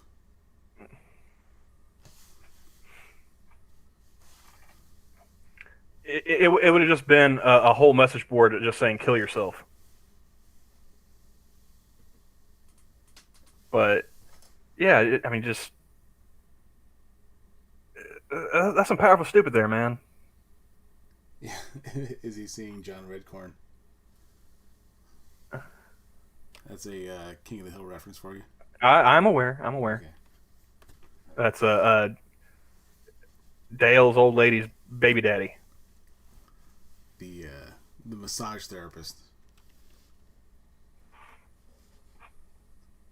You know, it has been it's been a minute since I've watched some King of the Hill. I might have to go back and start watching that again. Did you see that Death Note has finally got a dub version on Netflix? For the Japanese movies or the For the anime. oh yeah, no, I haven't seen that. Yeah, when I started watching it at one point in time, and I liked the premise and everything. I just don't want to have to. I'm watching TV. I don't want to fucking read. Okay, if I want to do that, I'd pick up a book. And I was going through Netflix earlier today looking for some more stuff to put on there because the girlfriend and I finished watching season 2 of Happy. And I guess I don't know if that's all they've done or if that's all they're going to do, but that's all there was. So, yeah, I saw that they had a Death Note still. And for some reason, I just clicked on it, and yeah, they got a dub. So I can actually, you know, one of her sons is big on the anime. A couple of them, actually. And I told her, like, well, you can finally tell him that I started watching the Japanese cartoons, and I'm firmly in the dub over sub camp. Yeah, I mean, if I have the time to sit around and watch one, I'll watch a sub. But if I'm at work, yeah, it's sub or it's just me listening to gibberish. Well, yeah, like he messaged her back when she told him that. He's like no, man, sub all the way. I was like, fuck you, I'm not learning a completely different language so I can passively listen to a fucking TV show while I play video games. Yeah, I started I used Duolingo to learn some Japanese, and I now, whenever I'm listening to like either because I listen to Maximum the Hormone on Pandora, so it just brings up anything related to it. So I get a lot of Japanese pop stars like playing in the thing, and so yeah, I now can pick up whenever someone says me or I. You know what I would love to do. You know those hypothetical scenarios that people like to give you. You know, if you had a time machine, you could go back in time at any one time. What would you do? You know, people are always like, "Oh, well, I'd kill Hitler. I'd meet Jesus. You know, I'd march with MLK. You know, some bullshit where they, just jerking themselves off, right? Yeah. No, what I would do is I would take that Duolingo. I would study up, learn Japanese, just one phrase though, and you know August 1945, just transport myself to Hiroshima, and right before the plane drops the bomb, I would just walk up to somebody, point, be like, "Why do you think they want to send in one plane?" Just so I could watch the reaction for a second, like the confused faces, and then bounce out right before the explosion goes off. Just point and laugh. Oh, silly Americans! They only send one plane, and then just leave. Nice. Very nice. Well, like I was saying, I think it was in Minions chat last night. I said, every time I play Civ, I bomb Japan on principle. You know,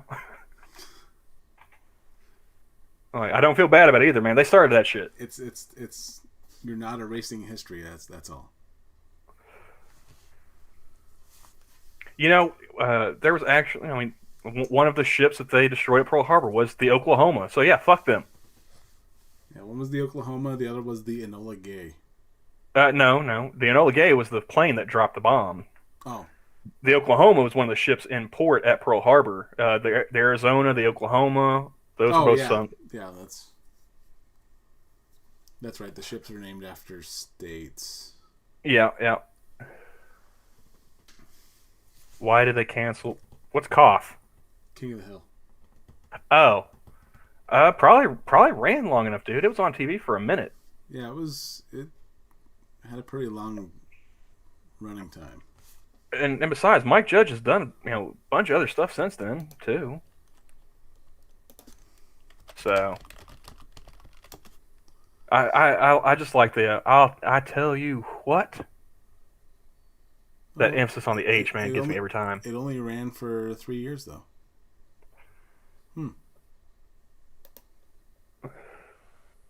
I guess maybe I'm just used to seeing it like on reruns then. Okay, it's showing The one gripe I do no, have against King of the Hill was I was wrong. It ran for 13. I was gonna say, I was like, that seems like a. I apparently. Well, I mean, they also I mean, Brittany Murphy died, so like one of the cast members. I mean, I'm sure they didn't want to just replace her. Yeah. Yeah, I've heard they're bringing back Beavis and Butthead too. I thought they already did that. They did. Like, they did. And it didn't work out because Beavis and Butthead was a thing of its time. When you're sitting there watching them, watching music videos and making fun of it and shit. That was funny. It was of its time. It was topical. It was current. What are you gonna have them do now? Watch YouTube videos? Well, you can't play that shit on YouTube because they'll consider that harassment.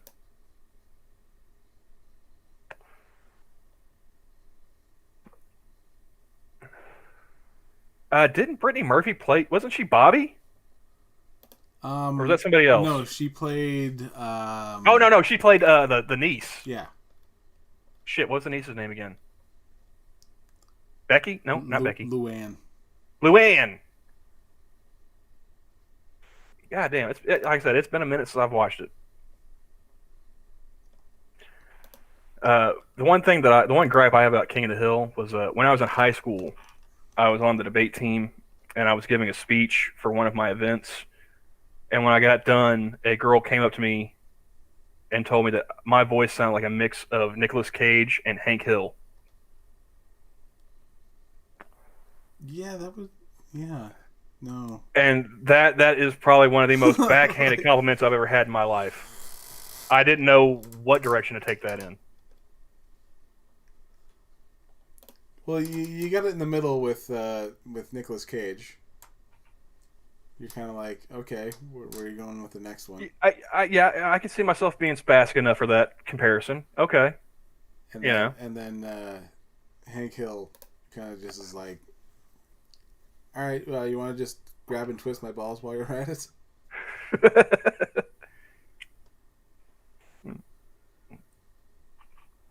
Yeah, that's the only complaint I have about that show.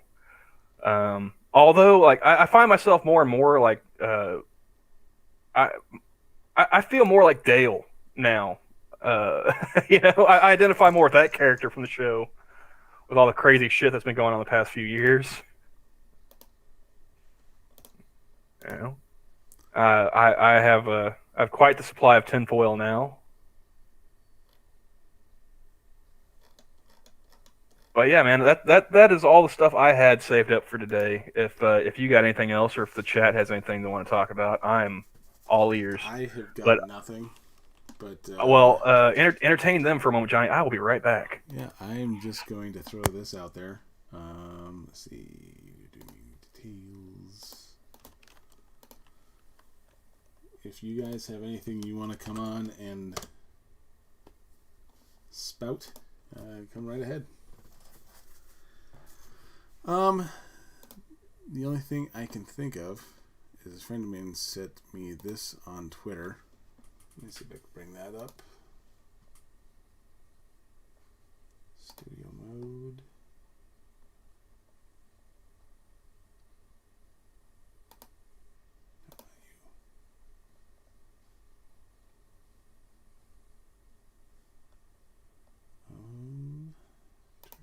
Friends. Let's get that over a little bit, and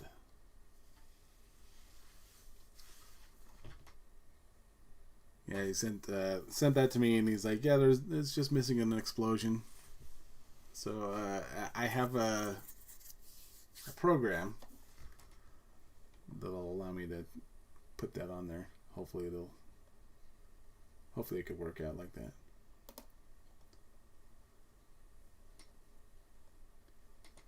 But let's see. Yeah, the only thing I can think of otherwise is that study, which I got rid of.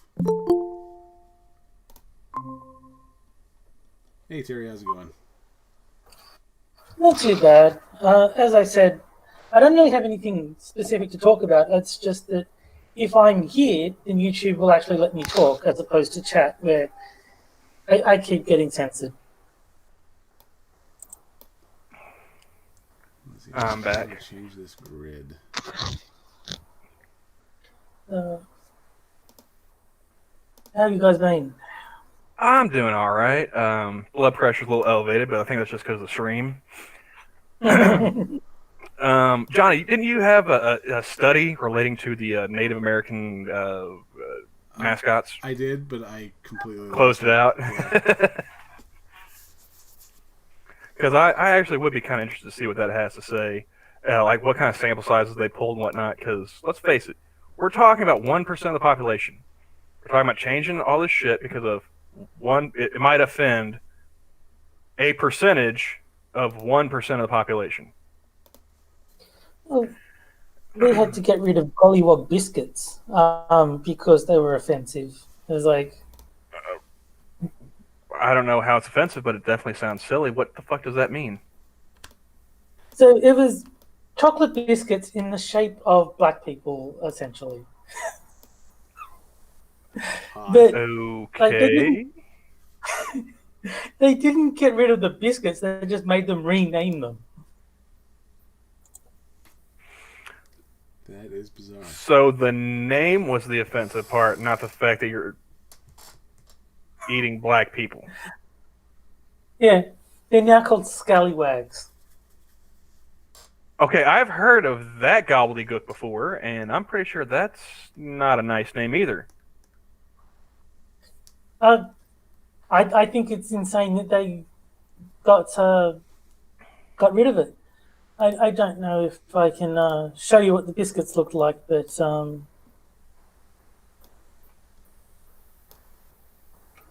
I think you should be able to screen share on this, right? Maybe? Maybe. Oh, yeah, you can present down at the bottom of the meeting. Okay, so let's go. Oh, there we go. That's much better. Present now. a window. No. How am I doing this? Let me just go. It says I can share them. Oh, okay. I think I do this, and then I go to this. Does that work? It shows you're presenting it. Oh yeah, okay. So that's you can see the biscuit. Yep. That is a very small picture, but I can see it. How about on stream? Yeah, we can see it. So yeah, that's share the the screen. biscuit, and it used to be called a gollywog, and then they changed it to scallywags for some reason. Apparently, it was offensive. Not to be eating a black person, just to be calling them gollywogs. Again, So, I know it sounds silly, but I don't know what the fuck it means. Is there a meaning behind golly what? What is it again? gollywog, yeah. Gollywog. I don't know. I never heard it used as a slur, but apparently it was. Well, Because they had to change it. I've heard scallywag before, and generally when you call someone that, it's not a nice thing. I'm still kind of fuzzy as to what that actually means as well, but context clues tell me it's not good. Well, I think it has to do with pirates. It's not That's good. about all I can think of.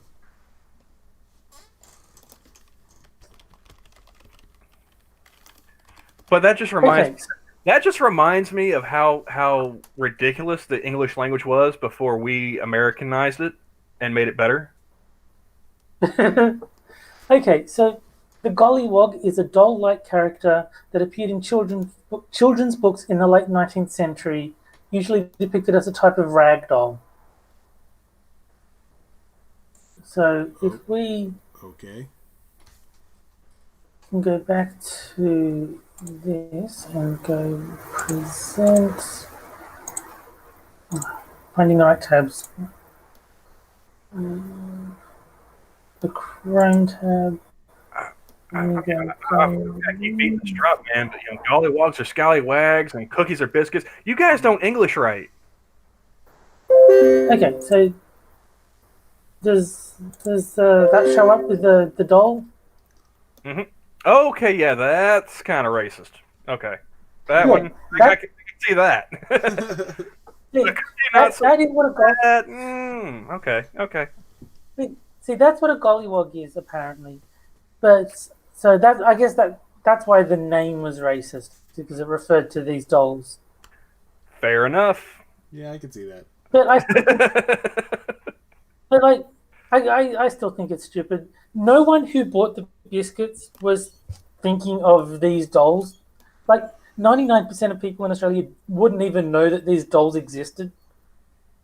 They just think gollywogs are a type of biscuit. Yeah, you got to go back to the 19th century to tell them how their biscuits are racist. That's the way of the world. Now I do kind of understand why they made us get rid of nigger boy soap pads. That one I can't really fault them. Okay, I'm sorry. What now? Yeah, can we run that back for a second? We kind of just ran through that one. Yeah, we did have a brand of soap pads called Nigger Boy soap pads, and it had a picture of, well, you can guess. Are you guys waiting for me to say it? Because I'm not saying it. Yeah, I pretty much it's you can, if you need help guessing what that would be on there, this isn't the stream for you. Yeah. Well, since we are on the topic of race, did you guys see what's going on with the Canadians? What do we got? Somebody drove over their LGBT crosswalk. Oh yeah. Apparently, they ain't got shit better to do than try to find some dude driving on a road up in Canada. So there's the soap pads. One second. Oh, wow. So yeah, I can understand why they made us get rid of those. I don't see what's so offensive. I mean, he is smiling you put this and up winking. you put this up to Aunt Jemima, and one of those is definitely cancel worthy, and it's not the fucking syrup. He does have a smile on his face.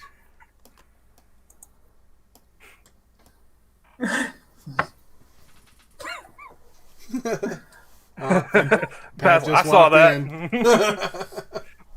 We weren't hiding, Pat.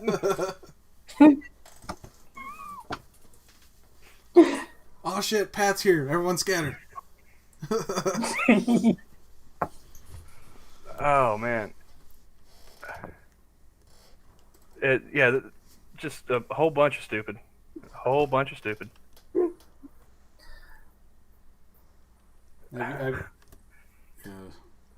I'm surprised that it's taken this long for like the whole crosswalk thing to be an issue. I mean, when did they start painting crosswalks rainbow? It's been a couple years now, hadn't it? That's stupid. It's supposed to be black and white. So have there been other stories about this? No, not that I can think of.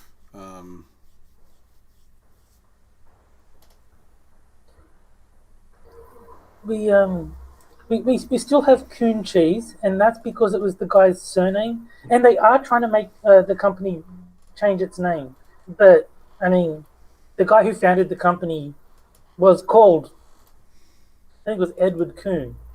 So yeah, they can't really do much to get rid of the name, but they're trying. They're putting a lot of pressure on to get the company to rename. Yeah, I do love this. West Vancouver PD investigators would like to speak with the driver responsible for defacing a recently installed Pride crosswalk at 16th Street and Esquimalt Avenue. If you have information, please call 604-925-7300. And I'm just saying we do not avow anyone who wants to make any phone calls. I'm not encouraging it. No. I'm not discouraging it either. I am completely neutral on the topic. I'm like Switzerland. Yeah, do what you want. I don't care one way or the other whether someone calls this number. I mean, if you do feel the urge to call 604-925-7300 if you have any information, might I suggest that you point out it's a fucking crosswalk that people drive on.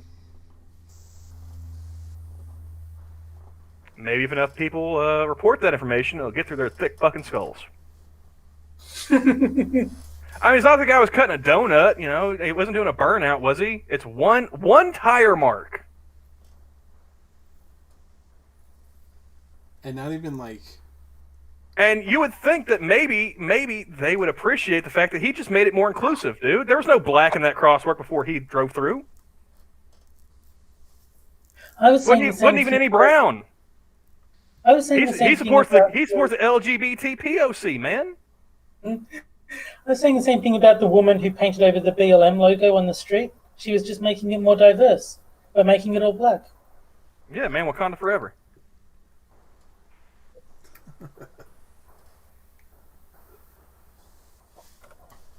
But yeah, that is how little crime there is going on in West Vancouver. Apparently, hey, Pat, they got time to look for that shit. Pat, if you wanted to, there's a link further up in the chat. I think it's still up there. Oh God, Ted Cruz, man, Ted Cruz. Or I could just do this. You know, coming from a man that argued in front of the Supreme Court, I would expect a better take than this from Ted Cruz. Neil Gorsuch and the 4 liberal justices just gave away half of Oklahoma. Literally. Manhattan is next. No, they didn't. You complete fucking idiot. And, you know what? That statement has actually gotten me to agree with one of the crazy liberals that I follow. All she says is, Ted Cruz, can we give you back to Canada?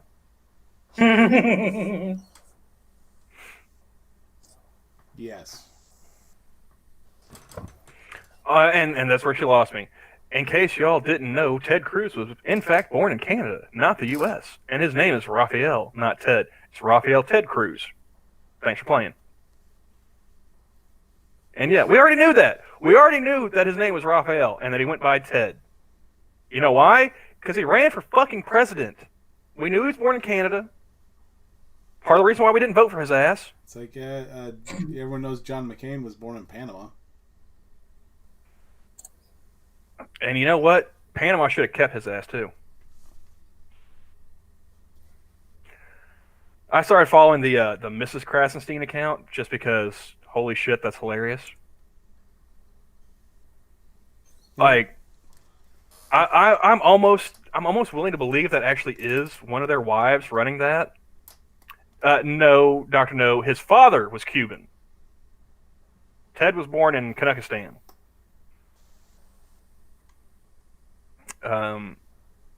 His father, also killed JFK, and Ted is the Zodiac killer. But I mean, you didn't hear that from me. I think he should have stuck with Raphael. I mean, everyone loves the Ninja Turtles. Yeah, but not everyone loves that Ninja Turtle. They mostly go for like Michelangelo. Yeah, but just being named after a Ninja Turtle, like how many other senators can claim that?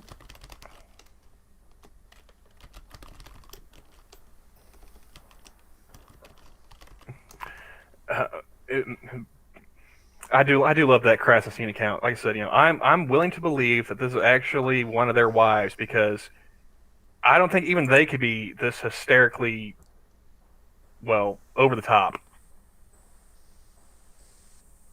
This has to be a woman. Breaking: Chairman of the Joint Chiefs of Staff, General Mark Milley, told Congress today that Trump is perhaps not doing as much as we could or should to stop Russia from giving support to our enemies. Hey, Addy, how's it going, man?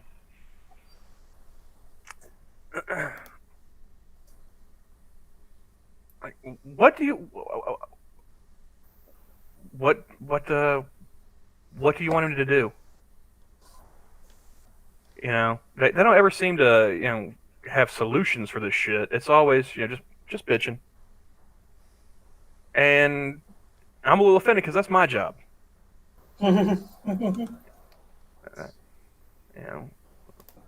That is my block, and I will pimp slap a motherfucker. Trying to work my block.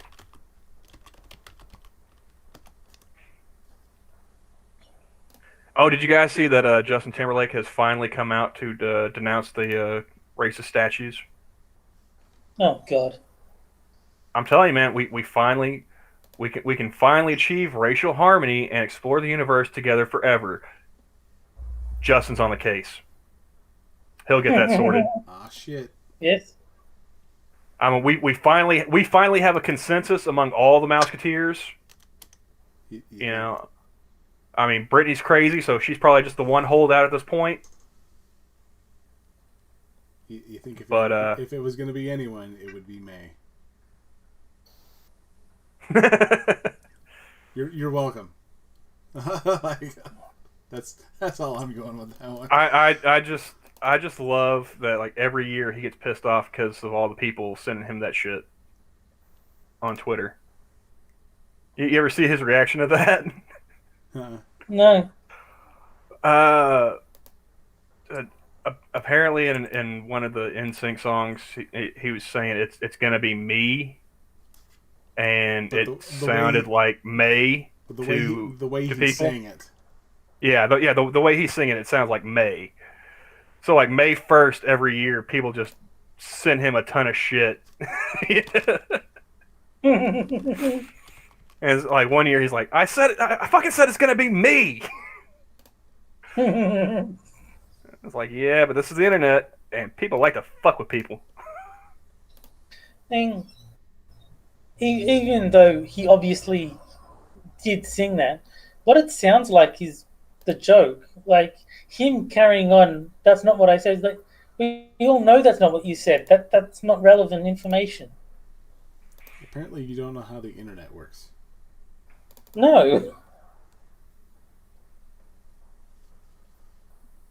Imagine a 5-year-old who is just out to spite you. If you say you don't like something expect 10 times more of it.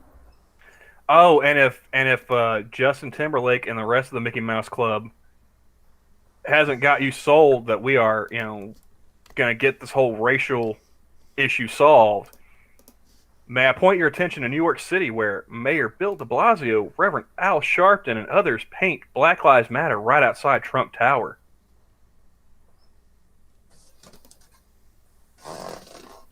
I think they should put an S in front of that. Some Black Lives Matter. Not all of them. Just the ones I like. They matter. But, Okay, well, here you go. I'll screen share this. I want to show Twitter here.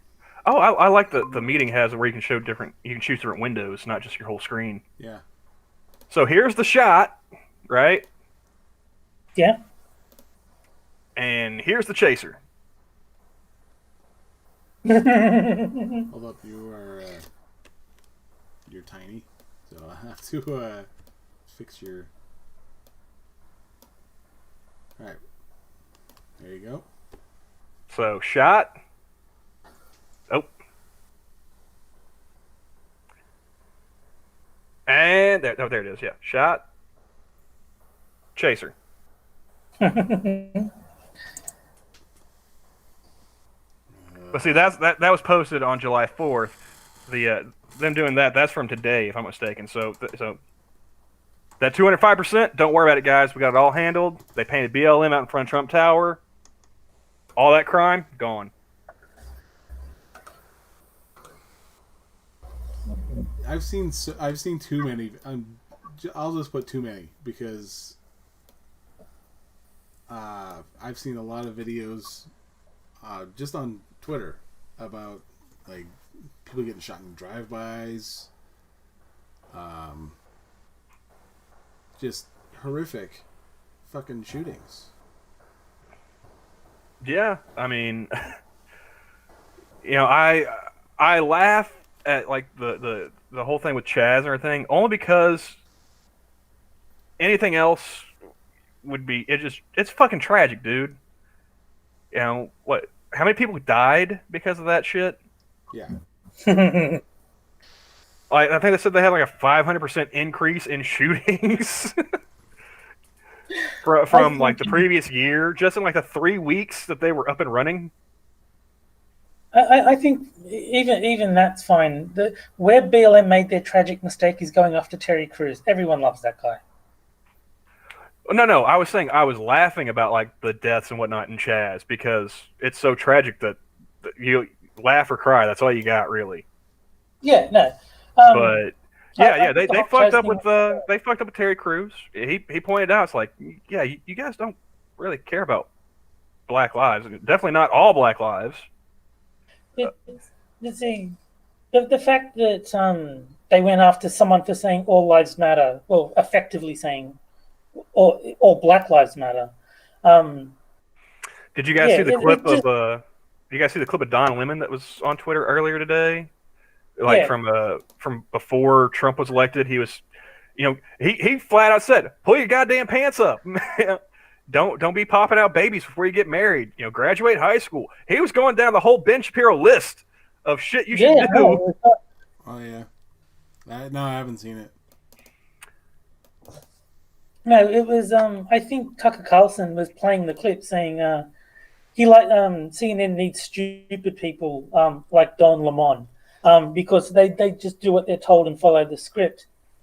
But I think Don Lemon is the Black Ron Burgundy. I think he just reads whatever on the teleprompter. It goes through one fucking eyelid and out the other. Yeah, but the Tucker Carlson thing was saying that they need stupid people like Don Lemon because he'll just say whatever is on the teleprompter. But 10 years ago, it was a different United States, and here we have Don Lemon saying this, and Don Lemon is basically saying, don't fall into the thug life trap, and I mean, if he tried to slip his co-host to Mickey, I would have thought he was channeling Bill Cosby.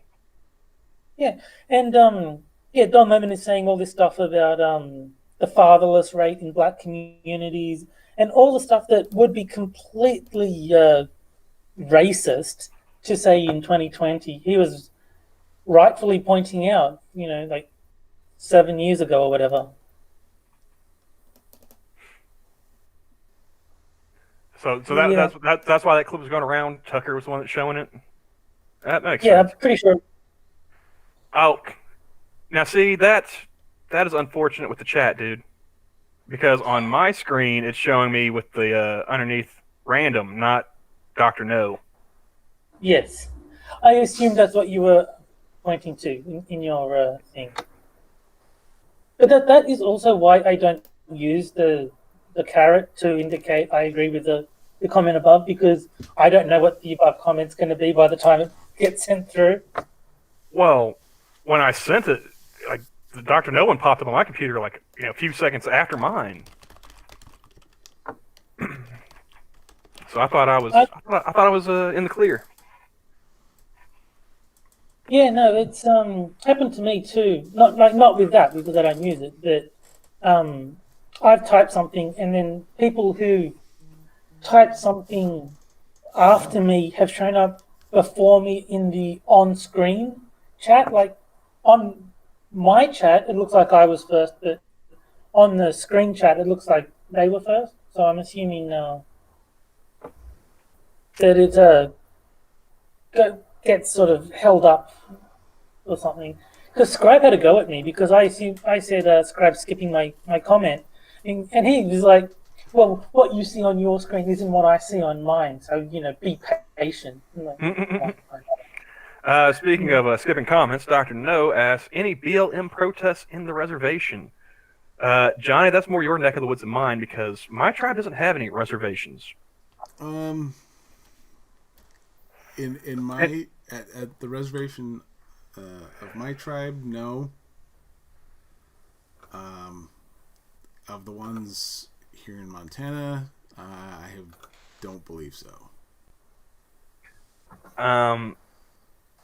Indians don't even like each other, Dr. No. I seriously doubt there's going to be a concerted effort among a tribe, let alone... Well, maybe the Cherokee. The Cherokee might go ahead and do that just because of their Confederate monuments that they took down that we talked about last stream. They may feel a little guilty. They might do it. I don't know. But throughout most of Oklahoma, at least in the eastern part that I'm aware of, I don't really go to the western half of the state very often, if at all.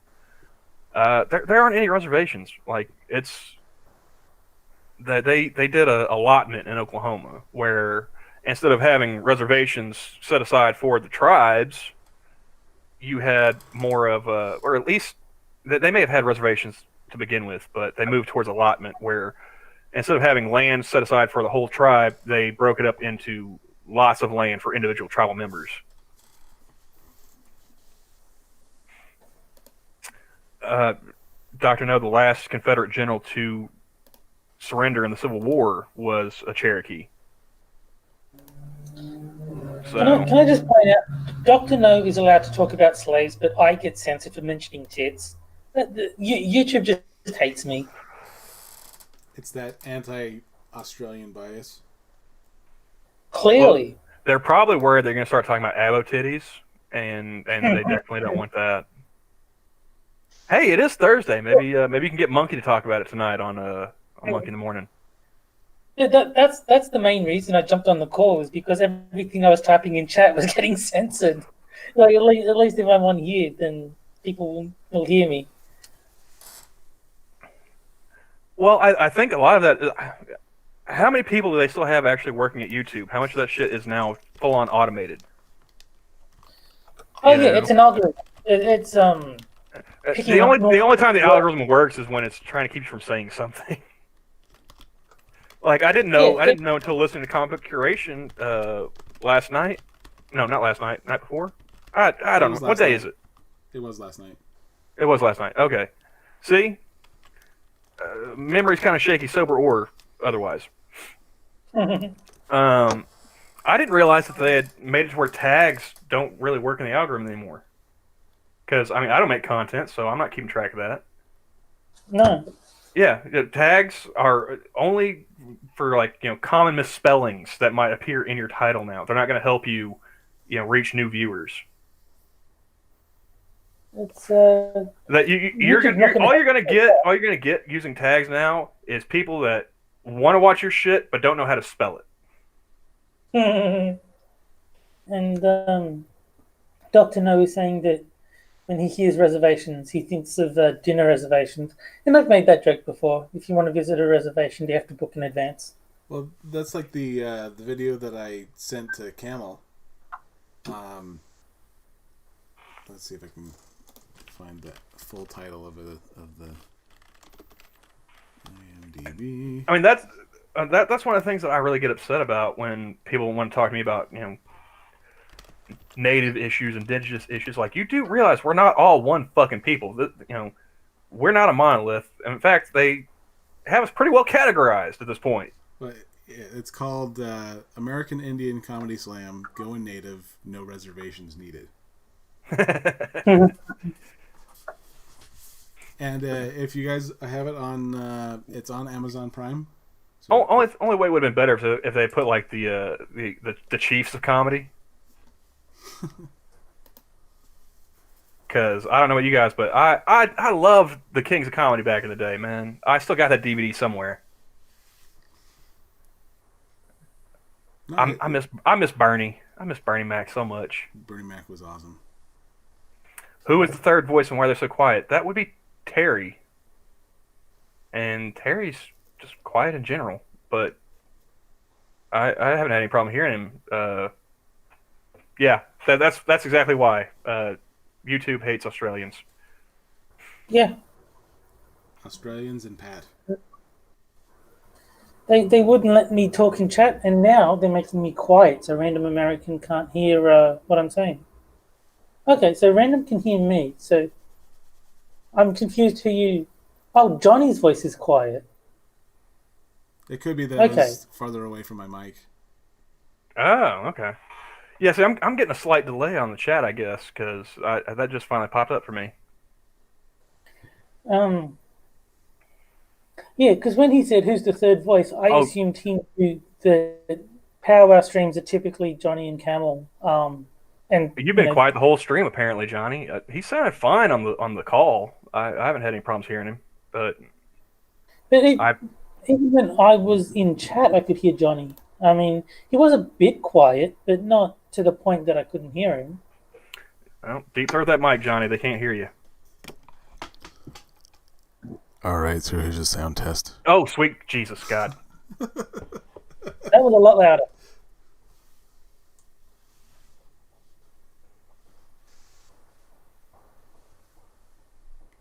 And the mic is on the desk. It's just sitting there. Sometimes I'm lean back and kind of back here.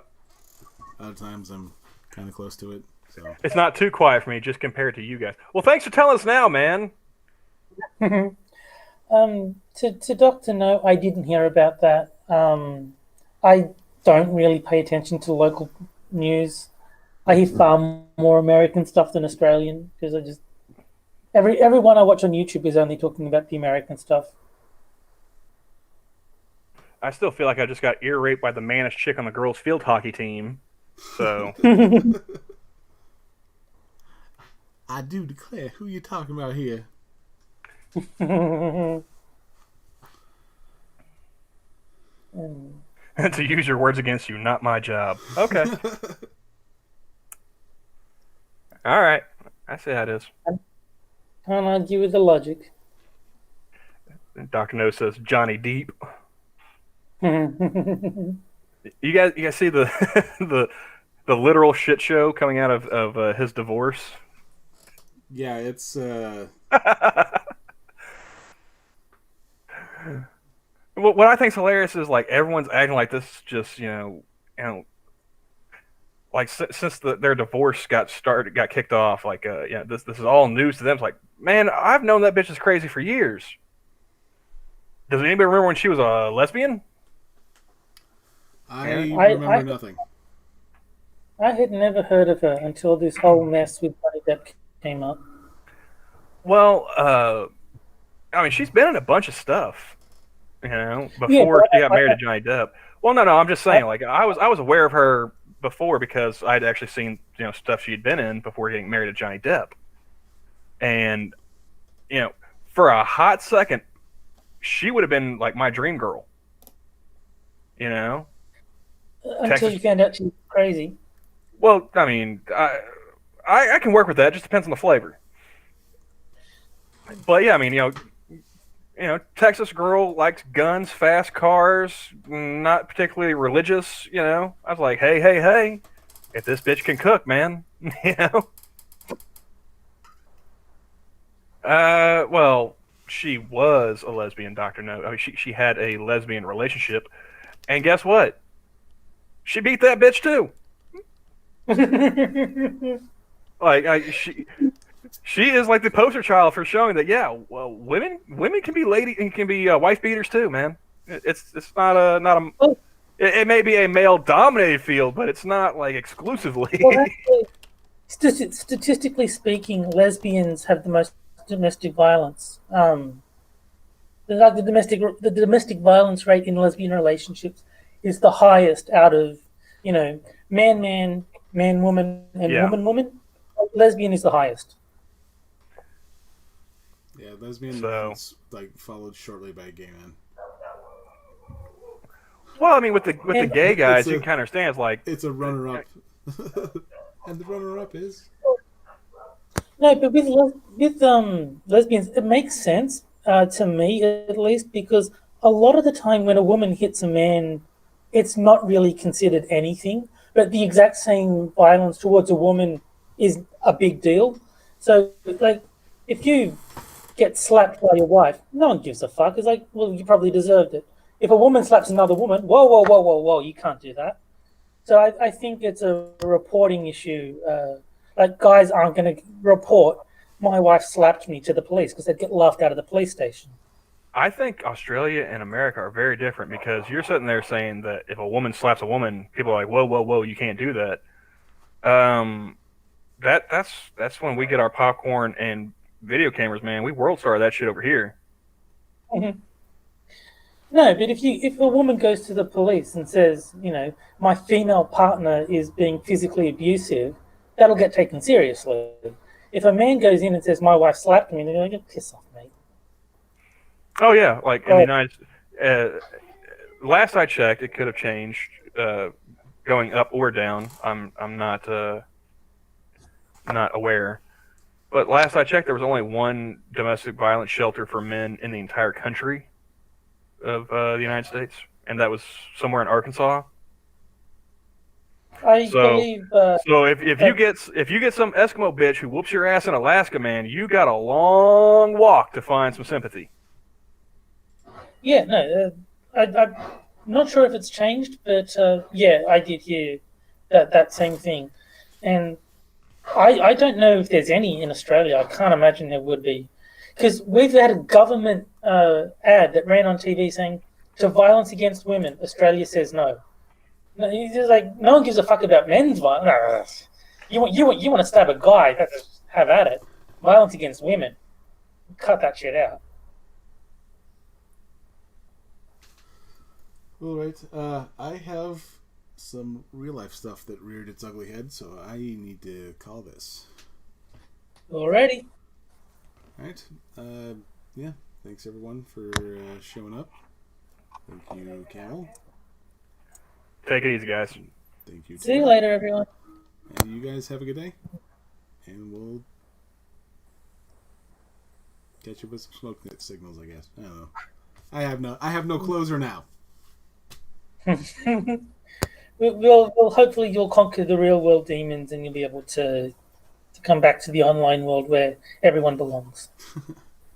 All right. Yeah, you guys have a good day. Take it easy, man. Later, guys. See you.